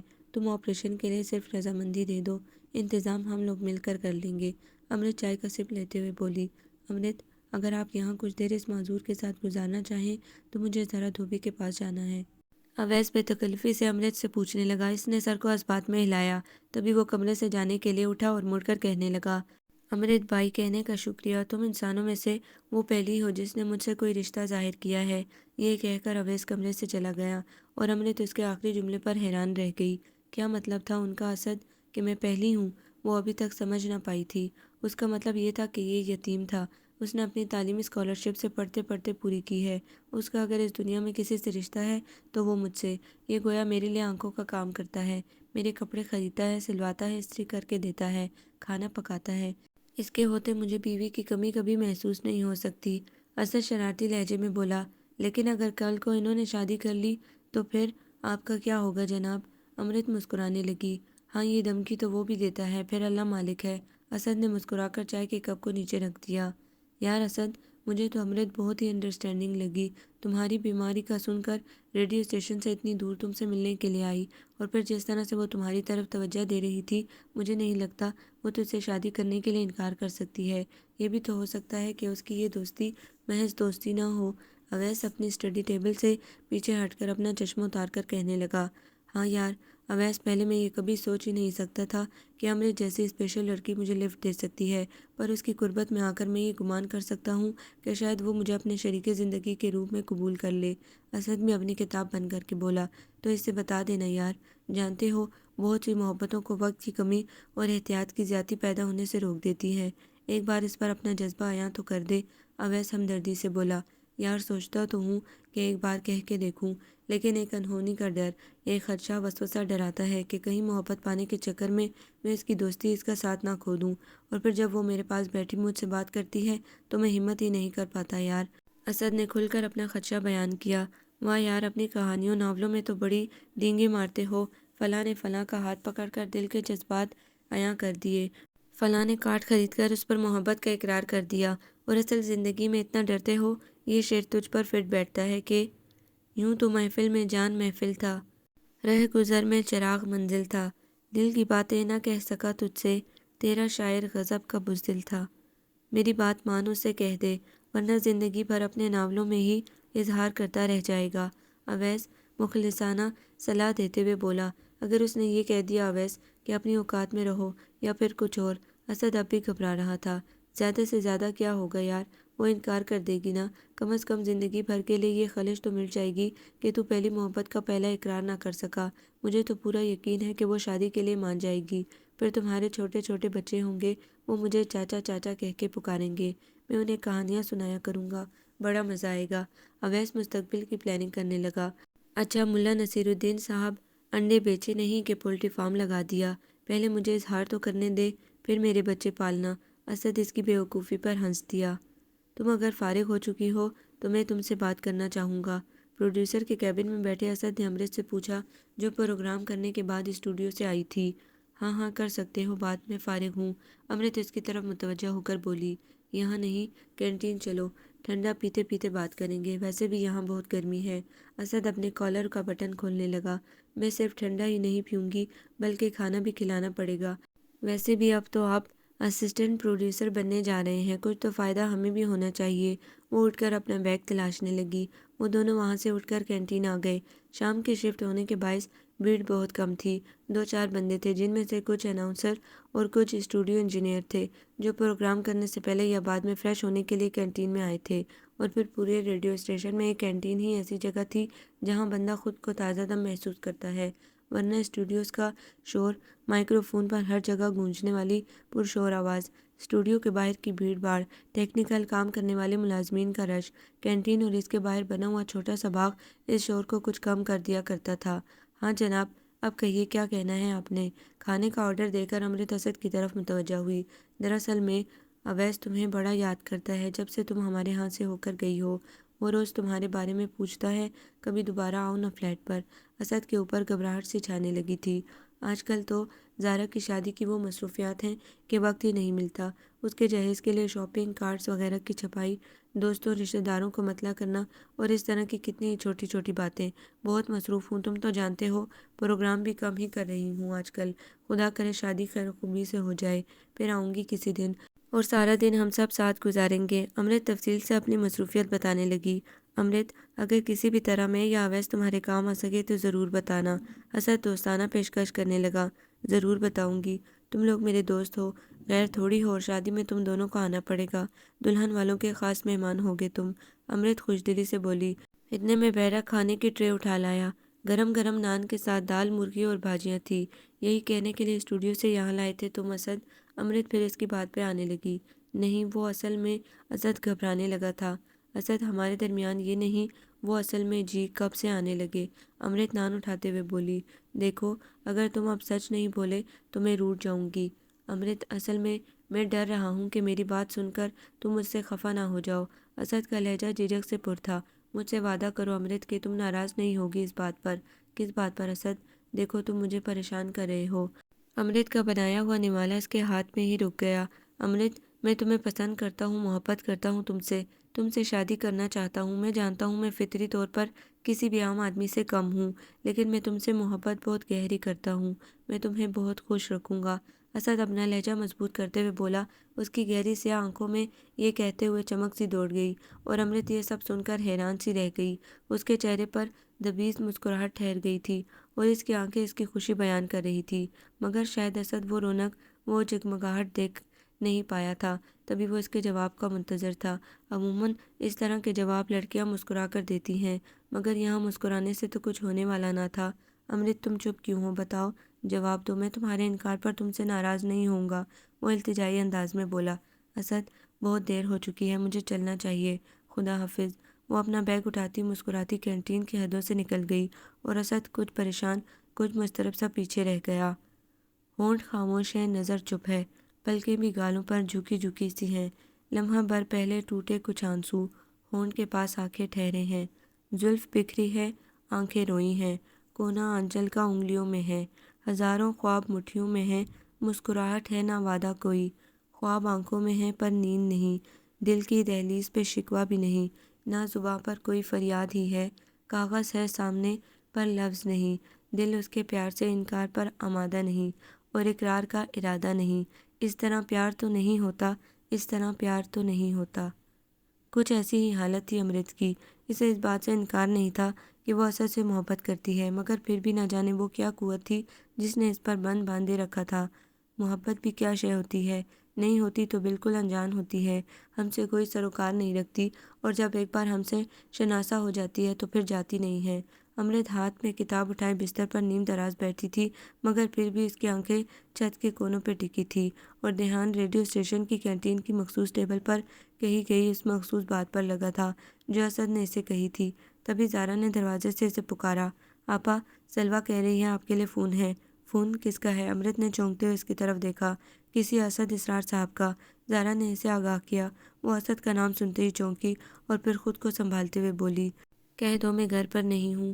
لیکن آپا، دوپہر سے 3 بار ان کا فون آ چکا ہے، آپ سو رہی تھی، میں نے جگانا مناسب نہیں سمجھا۔ انہیں کوئی ضروری کام ہے، آپ بات کر لیجئے۔ زارا نے اسے بات کرنے پر اکسایا۔ دیکھو زارا، میرا دل نہیں کر رہا سلویٰ کے گھر جانے کو، تم اسے کہہ دو چھت تک آپ فون لے آئے، میں اپنی چھت پر چڑھتی ہوں۔ امرت نے ایک اور بہانہ بنانا چاہا۔ واہ آپا واہ، یہ فون ہے کوئی کیبل کنیکشن نہیں جو 5 کلومیٹر سے زیادہ کور کر لیتا ہے، نیچے سے اوپر تک تار نہیں جائے گی۔ آپ اٹھیں، چپل پہنیں اور پھر سلویٰ کا گھر کون سا دوسرے شہر میں ہے؟ زارا اسے گھسیٹتے ہوئے اٹھانے لگی۔ وہ بڑا سا دوپٹہ اوڑھ کر اپنے گھر کے دروازے سے نکل کر بالکل پاس والے دروازے کے اندر گھس گئی۔ سلویٰ اسے منتظر ہی ملی۔ واہ امرت آپا واہ، موصوف پچھلے 10 منٹ سے ہولڈ کیے ہوئے ہیں اور آپ اتنے آرام سے آ رہی ہیں۔ سلویٰ اسے بیٹھک میں لائی جہاں فون رکھا تھا۔ وہ اسے فون پکڑا کر بولی۔ اور ہاں آپا، پوچھ لیجیے گا کہ کہیں بیٹھنے کی وجہ سے ریڑھ کی ہڈی اور فون پکڑنے کی وجہ سے بازو سوج تو نہیں گیا؟ وہ مسکرا کر کہنے لگی تو امرت نے اسے غصے سے گھورا اور پھر سلویٰ کمرہ چھوڑ گئی۔ ہیلو، امرت نے آہستہ سے ہیلو کہا۔ امرت کہاں ہو تم؟ کتنی بار فون ٹرائی کر چکا ہوں۔ دیکھو، میں اس دن والی بات سے بہت شرمندہ ہوں، مجھے معاف کر دو اور کل سے واپس ریڈیو اسٹیشن آنا شروع کر دو۔ اسد چھوٹتے ہی بےتابی سے ہر بات کہہ گیا۔ اس پر امرت مسکرا دی۔ اب تم سے یہ کس نے کہہ دیا کہ میں تمہاری وجہ سے پروگرام کرنے نہیں آئی؟ وہ مسکرا کر بولی، میں نے 4 دن کی چھٹی لی ہے، ثاقب صاحب نے تمہیں بتایا نہیں؟ زارا کی شادی کی مصروفیات کی وجہ سے کل مایوں ہے اور 2 دن بعد شادی۔ وہ ہنسنے لگی۔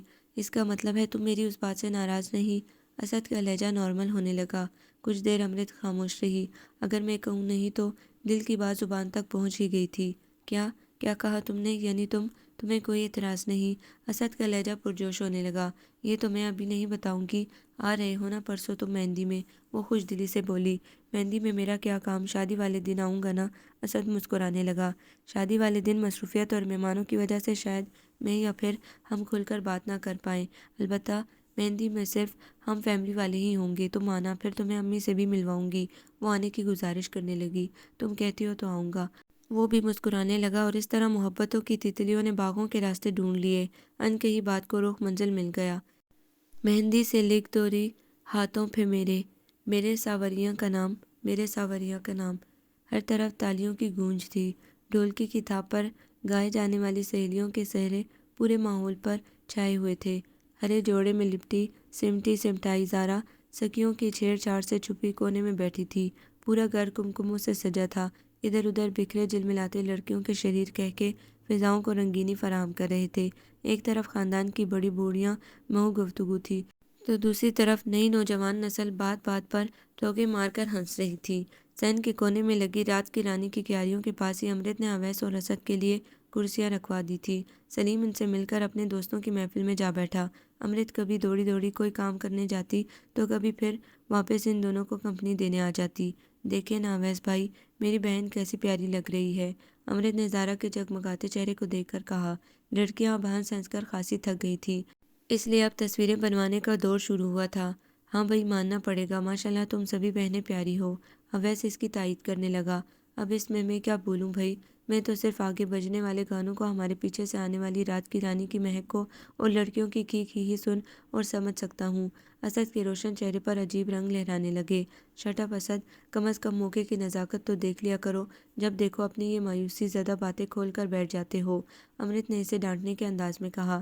اب ذرا امرت جی کوئی لڑکی ہمیں بھی دکھا دینا ان اتنی ساری حسیناؤں میں سے، اویس شرارتی لہجے میں امرت سے بولا۔ ڈھونڈ لیجئے ان میں سے جو اچھی لگے، اس پر انگلی رکھ دیجئے گا، آگے کی فکر مت کیجئے، امرت اسے تسلی دیتے ہوئے بولی۔ تبھی علینا دوڑتی ہوئی ان کے پاس آئی۔ آپا، آپ اویس بھائی اور اسد بھائی کو اس طرف لے آئیں نا، میری ساری سہیلیاں ان سے ملنا چاہتی ہیں، علینا گزارشی انداز میں بولی۔ تو بھائی آپ اپنی سہیلیوں کو یہاں کیوں نہیں لے آتی؟ اویس مسکرا کر بولا۔ اگر وہ یہاں آ گئی اویس بھائی تو آپ یہ بولیں گے کہ آپ انہیں لے کیوں نہیں جاتی؟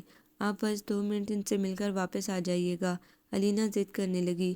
اویس یار تو ہو کیا، مجھے ذرا امرت سے بات کرنی ہے، اسد اویس کے ذرا نزدیک آ کر بولا، اور اویس علینا کے ساتھ اٹھ کر چلا گیا۔ ہاں تو امرت، ایسی کیا بات تھی جو آپ نے کل فون پر نہ بتائی؟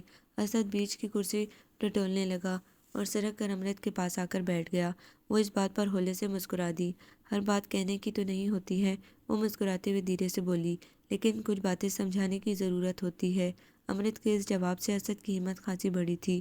اسد، اگر صاف لفظوں میں کہوں تو مجھے تم سے شادی کرنے پر کوئی اعتراض نہیں، تم ایک اچھے انسان ہو اور سب سے بڑھ کر ہم دونوں اچھے دوست ہیں، ہم میں خاصی انڈرسٹینڈنگ ہے، لیکن پھر بھی چونکہ میرے خیال کچھ پرانے ہیں، میں اپنے گھر والوں کی مرضی جانے بغیر کوئی فیصلہ کرنا نہیں چاہتی۔ میں چاہتی ہوں کہ میری زندگی کے اہم فیصلے کے ہر موڑ پر مجھے اپنے گھر والوں کی طرف سے پورا اطمینان ہو۔ امرت بہت نرم لہجے میں اسد کو سمجھانے لگی۔ میں جانتا ہوں امرت، لیکن اس بات سے میں کچھ خوفزدہ بھی ہوں، میں نابینا ہوں، اس بات سے شاید تمہیں کوئی تکلیف نہ ہو، لیکن تمہارے گھر والوں کو تو ہو سکتی ہے۔ اسد کا ڈر جائز تھا۔ میں سمجھتی ہوں اگر مجھے کوئی پریشانی نہیں اس بات سے تو امی اور سلیم کو بھی نہیں ہوگی، وہی تو میرے بڑے ہیں ایک طرح سے، میں امی کو اپنی طرف سے منانے کی کوشش کروں گی، وہ سلیم کو سمجھا لیں گی۔ امرت کو شاید بہت گہری امید وابستہ تھی، پھر میں بھی اویس کو ساتھ لاؤں گا رشتے کی بات کرنے کے لیے، آخر وہی تو میرا بڑا اور سب سے قریب کا اپنا ہے۔ اس بات پر دونوں مسکرا دیے۔ ایک بات کہوں امرت، اسد امرت کے قریب ہوتے ہوئے بولا، تمہاری آنکھیں بڑی خوبصورت ہیں، تم نے کہاں سے دیکھ لی میری آنکھیں؟ امرت حیران ہوئی۔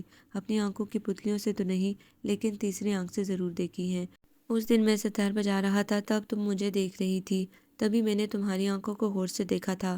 ہلکی براؤن دل آویز کجراری آنکھیں، ایسی آنکھیں جو جہاں اٹھیں اتنی روشنی بکھر جائے۔ جو مجھے تو یہ آنکھیں میری درد آشنا آنکھیں لگتی ہیں۔ اسد ہولے ہولے امرت پر دل کے راز عیاں کرنے لگا، اور پہلی بار امرت کو اپنی آنکھوں پر پیار آیا تھا۔ اسی لمحے، جس لمحے کو دونوں نے اقرار کیا، وہی لمحہ آنے والے دنوں کی خوشیوں کی نوید بنا جگمگاتا رہا۔ خدا کا شکر ہے میری زارا اپنے گھر کی ہو گئی۔ ماشاءاللہ اچھا گھر لکھوا کر لائی تھی زارا اپنے لیے۔ دولہا تو مجھے بڑا فرمان بردار بچہ لگا، خدا دونوں کو خوش رکھے۔ بیٹی کی رخصتی کے بعد ماں کے ہونٹ دعاؤں سے لبریز ہونے لگے۔ ہاں امی، خدا کرے اسے اس گھر میں اتنے پیار ملے کہ اسے ہماری یاد کبھی نہ آئے۔ امرت بھی اپنی جگہ سے اٹھ کر ماں کے قریب آ کر بیٹھ گئی۔ ایسا تھوڑی ہوتا ہے بیٹی، اللہ نے ہر رشتے کو اپنی چمک اور اپنی شناسائی دے رکھی ہے۔ ساس چاہے ماں سے بڑھ کر پیار دے، ماں کا درجہ اسے کہاں ملتا ہے؟ اور پھر خون کے رشتے تو ہر رشتے سے ماورائی حیثیت تو رکھتے ہی ہیں۔ ماں کی آنکھیں نمناک ہونے لگی۔ آپ روئیں مت امی، ہماری زارا ہر رشتے کی صداقت سے آشنا ہے۔ اس نے جب ہمیں کوئی دکھ، کوئی تکلیف نہ دی، تو اب آگے بھی وہ ایسا ہی کرے گی۔ آپ فکر مت کریں۔ امرت والدہ کو تسلی دینے لگی۔ یہ ماں کا دل بھی جانے کس چیز کا بنا ہوتا ہے۔ اگر بیٹی کا رشتہ کہیں طے نہ ہو تو سب سے بڑا دکھ ماں کے دل کو ہوتا ہے۔ سب سے زیادہ آنکھیں بھی ماں ہی کی برستی ہیں، اور جب بیٹی کی شادی ہو جائے تب بھی ماں ہی کو تکلیف ہوتی ہے۔ آخر زندگی بھر جس بیٹی کو کلیجے سے لگا کر رکھا جاتا ہے، وہ اگر یوں پل میں پرانے رشتوں کو پیچھے چھوڑ جائے تو دل پھٹے گا نہیں؟ اب تو ماں کی آنکھیں باقاعدہ بارش کی زد میں تھیں۔ امی، آپ کیوں روتی ہیں؟ پہلے ہمیں نکالنے کی جلدی ہوتی ہے، پھر آپ کیوں روتی ہیں؟ امرت ماں سے شکایت کرنے لگی۔ پاگل لڑکی، اب تمہارے ہاتھ بھی پیلے ہو جائیں تو مجھے بڑا سکون مل جائے۔ بیٹا ہاں کر دے شادی کے لیے، دیکھ عمر بھی دوڑتی جا رہی ہے۔ ماں نے التجائی نظروں سے بیٹی کی طرف دیکھا۔ امرت کو لگا کہ یہی صحیح موقع تھا اسد کی بات چھیڑنے کا۔ امی، اگر میں آپ سے اسی موضوع پر کچھ کہوں تو آپ برا تو نہیں مانیں گی؟ امرت جھجکتے ہوئے بات شروع کرنے لگی۔ ہاں ہاں بول بیٹا بول۔ ماں اس موضوع کے بارے میں سن کر اٹھ بیٹھی۔ امی، وہ میرے کلیگ اسد، جو ریڈیو پروناؤنسر اور اسسٹنٹ پروڈیوسر ہیں، وہ مجھ سے شادی کرنا چاہتے ہیں۔ امرت نے ڈرتے ڈرتے ساری بات کہہ ڈالی۔ اسد کون؟ وہ جو زارا کی مہندی میں نابینے کے ساتھ تھا۔ ماں ذہن پر زور دینے کی کوشش کرنے لگی۔ یہ جملہ سن کر امرت کے جسم میں کرنٹ سا دوڑ گیا۔ نہیں امی، وہ اویس بھائی تھے۔ اسد تو وہ جو ان کے ساتھ تھے اور جنہیں آپ نابینا کہہ رہی ہیں، وہی اسد اسرار ہیں جو مجھ سے شادی کرنا چاہتے ہیں۔ امرت اپنے آپ کو سنبھالتے ہوئے بولی۔ کیا کہا تم نے؟ وہ نابینا تم سے شادی کرنا چاہتا ہے؟ ارے آنکھوں والے کیا کم پڑ گئے ہیں دنیا میں، اور تمہاری عقل کو کیا ہوا ہے؟ اسے وہیں 2 تھپڑ مار دیتی جب اس نے تجھ کو شادی کے لیے کہا۔ ماں کی آواز غصے کی وجہ سے بھاری ہونے لگی تھی۔ آنکھوں والے تو میری صورت دیکھ کر ہی انکار کر جاتے ہیں، اور پھر برائی کیا ہے اسد میں امی؟ پڑھا لکھا ہے، خوش عقل ہے، کماتا ہے۔ امرت والدہ کو راضی کرنے کی کوشش کرنے لگی۔ اندھا تو ہے نا، کیسے زندگی گزار پاؤ گی اس کے ساتھ؟ زندگی کوئی فلم کا سین تو نہیں ہوتی کہ ہاتھ پکڑ کر گیت گا لیے تو فلم پوری، بڑا نبھا کرنا پڑتا ہے۔ اس سے شادی کرو گی تو محض ایک اندھے کی نوکرانی بن کر رہ جاؤ گی، اور پھر اس سے اور امید بھی کیا رکھی جا سکتی ہے؟ نابینا کہیں کا۔ والدہ کی آنکھیں سرخ پڑنے لگی۔ امی، خدا کے لیے اسے بار بار اندھا تو نہ کہیں۔ امرت کو بھی غصہ آ گیا۔ بیٹا، تم نے جسے چاند سمجھ لیا ہے وہ آوارہ بادل کا ٹکڑا ہے، سراب ہے، اور سراب کے پیچھے بھاگا نہیں کرتے۔ تم سمجھدار ہو، تم یہ بیوقوفی کیوں کرنا چاہتی ہو؟ ماں نے لہجے کو سنبھالتے ہوئے اسے نرمی سے سمجھانا چاہا۔ امی، یہ ہرگز بیوقوفی نہیں ہے۔ بچپن میں جو آپ کہانی سنایا کرتی تھی کہ سنہرے بالوں والا شہزادہ اسیر شہزادی کو بچانے آتا ہے اور اسے ڈولی میں بٹھا کر لے جاتا ہے، امی میں تھک گئی ہوں شہزادے کا انتظار کر کر کے۔ مجھے اب کوئی شہزادہ نہیں چاہیے۔ آپ مجھے دلہنوں کی طرح سجا کر الگ الگ لوگوں کے سامنے لے جاتی ہیں، اور ہر بار کوئی نہ کوئی وجہ نکل آتی ہے اور مجھے ٹھکرا دیا جاتا ہے، اور آخری بار تو حد ہی کر دی کہ لوگ میری جگہ زارا کو پسند کر گئے۔ امی، میں تب بھی کچھ نہ بولی، لیکن آج مجھے جب زندگی کے گہرے اندھیرے میں کوئی کرن نظر آئی تو ہے اسے تو نہ چھینیں امی پلیز۔ بات کرتے کرتے امرت کی آنکھیں کھارے پانی سے امڑنے لگی۔ بیٹا، ایک اندھا تمہیں کیا روشنی دے گا؟ کیوں ضد کرتی ہو؟ اس سے اچھا تو اس پروڈیوسر کے لیے حامی بھر دے بیٹا۔ ماں التجا پر اتر آئی۔ امی، خدا نخواستہ اگر ہمارا سلیم دیکھ نہ سکتا تو کیا اس سے بھی کوئی شادی نہ کرتا امی؟ امرت اور گہرائی سے دلیلیں دینے لگی۔ امرت، اتنی زبان درازی تم نے آج تک مجھ سے نہ کی، آج ایک اندھے کے لیے تمہارے ساتھ زبردستی کرنی ہی پڑے گی۔ میں آمنہ سے کہتی ہوں تمہارے رشتے کی بات آگے چلائے۔ والدہ اپنا لہجہ مضبوط کر کے کمرے سے چلی گئی، اور اس کا نتیجہ بھگتنے کے لیے امرت پیچھے تنہا رہ گئی، روتی بلکتی، اپنی بے بسی پر خود ہی سے لڑتی جھگڑتی۔ امی، امی دیکھیں زارا آپ آئی ہیں۔ دور سے دوڑتی ہوئی علینا ماں کے پاس آ کر رکی۔ اس کے پیچھے پیچھے زارا تھی جو باقاعدہ سراپا دلہن بنی تھی، بھاری کام کیے ہوئے چوڑی دار پاجامے پہ کرتا، زیوروں سے لدی ہوئی، میک اپ سے چہرہ چمکتا ہوا، بالوں اور ہاتھوں میں موتیا کی کلیوں کے ننھے ننھے شگفتہ سے گجرے۔ اتنی دیر لگا دی آنے میں بیٹا، 2 گھنٹے سے ہم راہ تک رہے تھے، ماں نے آتے ہی شکایت کی۔ وہ امی قیوم کو آفس سے آتے آتے وقت لگ گیا، زارا مسکراتے ہوئے بولی۔ ارے یہ قیوم کہاں رہ گیا؟ ماں نے پیچھے تاکنا چاہا۔ وہ باہر سلیم بھائی مل گئے تھے، وہ انہیں جانے کہاں لے گئے۔ علینا شرارت سے زارا کو گھورنے لگی۔ زارا آپا سنا ہے نئی دلہن 9 دن کی ہوتی ہے، لیکن آج تو 16واں دن ہے نا آپ کو دلہن بنے ہوئے۔ چپ شیطان، ہمیشہ بکواس کرتی ہے، آپا کہاں ہیں؟ زارا ادھر ادھر دیکھنے لگی۔ جانے انہیں یہ کیسا سر درد رہنے لگ گیا ہے، گھر آتی ہیں تو کمرے میں گھس جاتی ہیں، کھانا بھی ٹھیک سے نہیں کھاتی۔ علینا افسردہ سی کہنے لگی۔ ارے کوئی سر درد ورد نہیں، بہانہ ہے سب کچھ مجھے بکلانے کا، لیکن میں بھی اس کی ماں ہوں، سب پینترے سمجھتی ہوں اس کے۔ ماں غصے میں بولی۔ امی آپ بھی تو خواہ مخواہ رسی کو سانپ بنا دیتی ہیں، آپا نے محض خواہش ہی تو ظاہر کی ہے، اس طرح انہیں سزا تو مت دیں۔ زارا اماں سے شکوہ کرنے لگی۔ میں آپا سے مل کر آتی ہوں۔ زارا اٹھ کر امرت کے کمرے میں آئی۔ وہ بستر پر نیم دراز بیٹھی تھی، ہاتھ میں کتاب اٹھائے۔ زارا دھیرے سے اس کی طرف بڑھنے لگی، قدموں کی آہٹ سن کر اس نے مڑ کر دیکھا۔ زارا کو دیکھ کر امرت کا چہرہ مسکراہٹ لیے جگمگانے لگا۔ وہ دونوں پل بھر کے لیے لپٹ گئیں۔ یہ کیا حل بنا رکھا ہے آپا اپنا، آپ تو ایسی نہ تھی، وہ روحانسی سی کہنے لگی۔ امرت اس بات پر چپ رہ گئی۔ جو کتاب امرت نے ہاتھ میں پکڑی تھی اس کی جلد پر ایک پیاری سی لڑکی کی تصویر تھی جس کی آنکھ میں آنسو اٹکا تھا۔ امرت کو یوں لگا کہ وہ آنسو کتاب کی دیوار پھلانگ کر اس کی گود میں آ گرا ہو، اور پھر حقیقت میں امرت کی آنکھوں سے 2 موٹے آنسو نکلے اور اس کی زبان کی دیوار پھلانگ کر اس کی گود میں آ گرے۔ زارا، ان آنسوؤں کا اور عورتوں کی آنکھوں کا معلوم نہیں کیا رشتہ ہے، کوئی ملک ہو یہ رشتہ بڑی وفا نبھاتا ہے۔ امرت افسردہ سے لہجے میں بولی۔ آپا آپ اتنی اداسی کی باتیں کیوں کرنے لگی ہیں؟ زارا نے بہن کا ہاتھ پکڑ لیا، پھر آہستہ سے بات شروع کرنے لگی۔ آپا مجھے یہ بات آپ سے کرنی چاہیے کہ نہیں، لیکن میں سمجھتی ہوں آپ کو اس وقت کسی دوست کی ضرورت ہے۔ آپا کیا آپ واقعی اس شخص سے شادی، میرا مطلب ہے یہ جانتے ہوئے بھی کہ وہ نابینا ہے؟ زارا جھجکتے اٹکتے بات شروع کرنے لگی۔ تم لوگوں نے شوشہ کیوں بنا چھوڑا ہے معمولی بات کا، وہ دیکھ نہیں سکتا، اس کا مطلب یہ تو نہیں کہ اسے بار بار اندھا اور نابینا کہہ کر میرے جذبات کو ٹھیس پہنچائی جائے۔ زارا، جب کوئی کسی کو اپناتا ہے تو وہ اسے پوری طرح اپناتا ہے۔ اس اپنے پن میں محض اچھائیاں ہی قبول نہیں کی جاتی، برائیاں الگ نہیں کی جاتی، انہیں بھی اپنے وجود کا حصہ بنانا پڑتا ہے۔ اپنے جسم کے کسی پرانے زخم کی مانند ٹوٹے ہاتھ پاؤں اٹھائے بھی لوگ جیتے ہیں نا، دوسرے دھڑ والے بچے بھی پلتے ہیں نا، اور پھر اسد کی آنکھیں ٹھیک بھی تو ہو سکتی ہیں، وہ دنیا دیکھ بھی تو سکتا ہے نا۔ امرت کا لہجہ لڑکھڑانے لگا۔ پہلی بار زارا، پہلی بار کسی کو پانے کی، کسی کا ہو جانے کی مجھ میں خواہش جاگی ہے، اور پھر یہ کوئی ناجائز خواہش تو نہیں ہے نا، پھر مجھے اس کی اجازت کیوں نہیں دی جا رہی؟ میں نہیں جانتی آپا آپ کے ساتھ ایسا کیوں ہو رہا ہے، میں اگر کچھ جانتی ہوں تو صرف اتنا کہ آپ کوئی فیصلہ غلط نہیں کر سکتی، اگر آپ نے اپنی زندگی کا یہ اٹل فیصلہ کیا ہے تو شاید یہی صحیح ہوگا، لیکن آپا پلیز آپ اپنا خیال رکھیں، یوں روز روز بیمار رہ کر کیا ملے گا؟ میں آپ کے ساتھ ہوں، ہم دونوں امی کو منانے کی کوشش کریں تو شاید منا لیں گے، میں آپ کے ساتھ ہوں آپا۔ زارا نے اپنے ہاتھ کی گرفت اور مضبوط کر لی۔ ارے ارے، کوئی تیسری سہیلی کو بھول رہا ہے۔ علینا دروازے سے اندر آئی۔ میں بھی اس جنگ میں آپ کے ساتھ ہوں، ہم سامنا کر لیں گے۔ امرت نے دونوں بہنوں کو گلے لگا لیا، اس طرح رونے کے لیے ایک کی جگہ 2 کندھے مل گئے۔ علینا، علینا اٹھو، مجھے سر میں بہت شدت سے درد ہو رہا ہے علینا۔ امرت علینا کو نیند سے جگانے کی کوشش کرنے لگی۔ آپا کیا ہوا آپا؟ علینا نیند سے جاگی تو اس نے امرت کو سر پکڑے دیکھا۔ پتہ نہیں علینا، بہت زور کا درد ہو رہا ہے سر میں، ایسا لگ رہا ہے نسیں پھٹ رہی ہیں، اب برداشت نہیں ہو رہا۔ امرت کی آواز شدید تکلیف میں ڈوبی تھی۔ میں ابھی سلیم بھائی کو بلا کر لاتی ہوں۔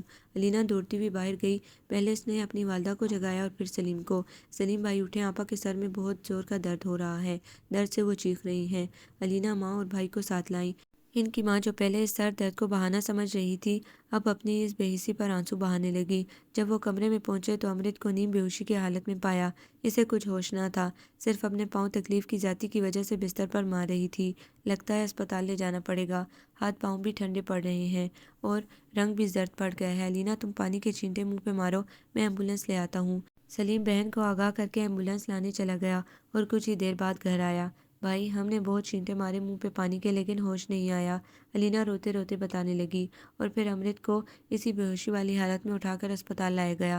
ایمرجنسی علاج اور ہائی ڈوز دوائیوں کے بعد اسے ہوش آیا تو ڈاکٹر سلیم کو اپنے ساتھ باہر لایا۔ دیکھو بیٹا، ایسا سر درد خطرے کی گھنٹی بجاتا ہے اور پھر بے ہوشی کا دورہ اچھی نشانی نہیں۔ کچھ دن پیشنٹ کا اسپتال میں رہنا ضروری ہے۔ ہمارے اسپتال میں لیبارٹری اور الٹرا ساؤنڈ کی سہولیات ہیں۔ اگر دماغ کا الٹرا ساؤنڈ کروا لیں اور بلڈ ٹیسٹ کروا لیں تبھی ہم اپنا علاج آگے بڑھا سکتے ہیں۔ ادیر عمر ڈاکٹر بڑی پریشانی سے سلیم کو بتانے لگا۔ لیکن ڈاکٹر صاحب، کوئی گھبرانے والی بات تو نہیں نا؟ سلیم التجائی آنکھوں سے ڈاکٹر کو دیکھنے لگا۔ دعا کرو کوئی گھبرانے والی بات نہ نکلے رپورٹ میں، ورنہ سارے سمٹمز تو کوئی اچھی صورت کے نہیں ہیں۔ ڈاکٹر یہ کہہ کر اپنے آفس کا رخ کرنے لگا اور گھبراہٹ اور پریشانی لیے ہوئے سلیم پیچھے کھڑا رہا۔ یہ لیں آپا، یہ سوپ پی لیں، میں خود گھر سے بنا کر لائی ہوں۔ زارا امرت کے پاس آ کر بیٹھ گئی۔ سلیم، میری رپورٹ لائے تم لیبارٹری سے؟ امرت نے اپنے بیڈ سے کچھ فاصلے پر رکھی کرسی پر بیٹھے سلیم سے پوچھا۔ ہاں آپا، ڈاکٹر شاہ کو دے کر آیا ہوں، وہ دیکھ کر بتائیں گے۔ سلیم نے اخبار پر سے اپنا دھیان ہٹایا۔ سلیم، مجھے معلوم ہے کہ تمہارے پاس اتنے پیسے نہیں کہ میرا علاج کروا سکو، اور اسپتال کے اخراجات کا مجھے اندازہ ہے۔ میں نے اپنے نام سے اکاؤنٹ میں کچھ پیسے جمع کرائے ہیں، اگر ضرورت پڑے تو مجھے بتانا۔ امرت نے بھائی کی مشکل آسان کرنی چاہی۔ تبھی سفید یونیفارم میں ملبوس ایک نرس اندر آئی۔ سلیم صاحب، آپ کو ڈاکٹر شاہ بلا رہے ہیں، یہ کہہ کر وہ دروازے سے باہر چلی گئی اور سلیم اسی کے پیچھے کمرے سے نکل گیا۔ وارڈ سے کچھ ہی فاصلے پر ڈاکٹر زمان شاہ کا کمرہ تھا۔ سلیم دروازے کے پاس آ کر کچھ دیر رکا اور پھر انگلی سے دروازہ کھٹکھٹانے لگا۔ آئیے اندر سے، ڈاکٹر شاہ کی آواز آئی۔ یہ آواز سن کر سلیم دروازے کے اندر جانے لگا۔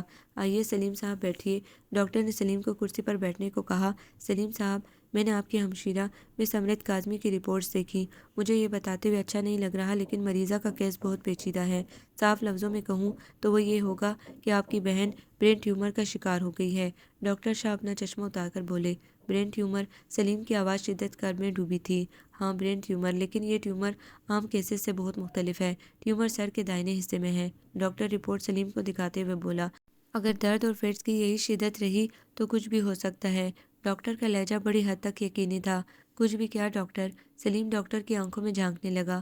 اگر درد مسلسل جاری رہا تو بینائی بھی کھو سکتی ہے مریضہ، اپنا دماغی توازن بھی برقرار رکھنا ممکن نہیں ہوتا، اور اگر آخری سٹیج آ جائے تو موت بھی واقع ہو سکتی ہے۔ ڈاکٹر نہایت مضبوطی سے بولا۔ کیا اس کا کوئی علاج نہیں ہے؟ سلیم کے چہرے کے رنگ بدلنے لگے تھے۔ کیوں نہیں ہے بیٹا؟ میڈیکل سائنس نے سوائے موت کے ہر چیز کا علاج ڈھونڈا ہے۔ مختلف طرح کے ٹیومر کے الگ الگ آپریشن کیے جاتے ہیں۔ اگر ٹیومر معمولی ہو تو ایک ہی بار میں ٹھیک ہو جاتا ہے، اور جیسا کہ میں نے بتایا آپ کی بہن کا ٹیومر دائیں حصے میں ہے، یہ سٹیج ٹیومر کی غیر معمولی سٹیج ہے۔ ایسی صورت میں 2-3 بار آپریشن ہو سکتا ہے، 75% کامیابی کا امکان بھی ہے۔ پھر اس کے بعد کچھ عرصہ علاج بدستور جاری رہتا ہے اور مریض نارمل زندگی گزارنے لگتا ہے۔ ڈاکٹر بہت اپنائیت سے تفصیلی بات بتانے لگا۔ آپریشن کے لیے کتنی رقم درکار ہوگی؟ سلیم کی آواز حلق میں اٹکنے لگی تھی۔ رقم کا پوری طرح مجھے اندازہ نہیں، میں آپ کو ڈاکٹر فاطمہ علی سے ملواؤں گا، وہ اسپیشلسٹ ہیں اس بیماری کی، وہ آپ کو سب بتا دیں گی۔ لیکن رقم سے زیادہ حوصلے کی ضرورت پڑتی ہے، اور آپریشن شاید کراچی میں کرنا پڑے، وہاں کے اسپتالوں میں وہ سہولتیں ہیں جو ہمارے پاس نہیں۔ ڈاکٹر فاطمہ علی بھی وہیں کی ہیں، ہفتے میں ایک دن ہمارے اسپتال وزٹ پر آتی ہیں، وہ تمہاری مدد ضرور کریں گی۔ ڈاکٹر مخلصانہ مشورہ دینے لگا۔ اور ہاں، یاد رکھنا کہ مریض کو ذہنی دباؤ کا شکار بالکل نہ بنایا جائے، جتنا ہو سکے ان کا خیال رکھیں، ان کی کسی خواہش کو رد کر کے انہیں دکھ پہنچانے کا مطلب ہے ان کی حالت کو اور پیچیدہ بنانا۔ 2 دن کم از کم وہ اسپتال میں رہیں گی، جب تک آپ کراچی جانے کا انتظام کر لیں۔ ڈاکٹر گویا پورا پلان سمجھانے لگا۔ سلیم بھوجل بھوجل قدموں سے کمرے کا رخ کرنے لگا۔ کمرے کے باہر زارا اور والدہ اس کی منتظر تھیں۔ سلیم نے وہیں پر انہیں پورا قصہ بیان کر ڈالا۔ جو باتیں ڈاکٹر نے بتائیں وہ سب اس نے سنا ڈالی۔ کیا میری بیٹی کو اتنا برا مرض لگ گیا ہے، اور اگر علاج نہ ہوا تو کیا وہ اپنی آنکھیں کھو دے گی یا پھر زندہ ہی نہیں رہے گی؟ والدہ کی آنکھوں سے آنسو بہنے لگے۔ امی آپ کیوں روتی ہیں؟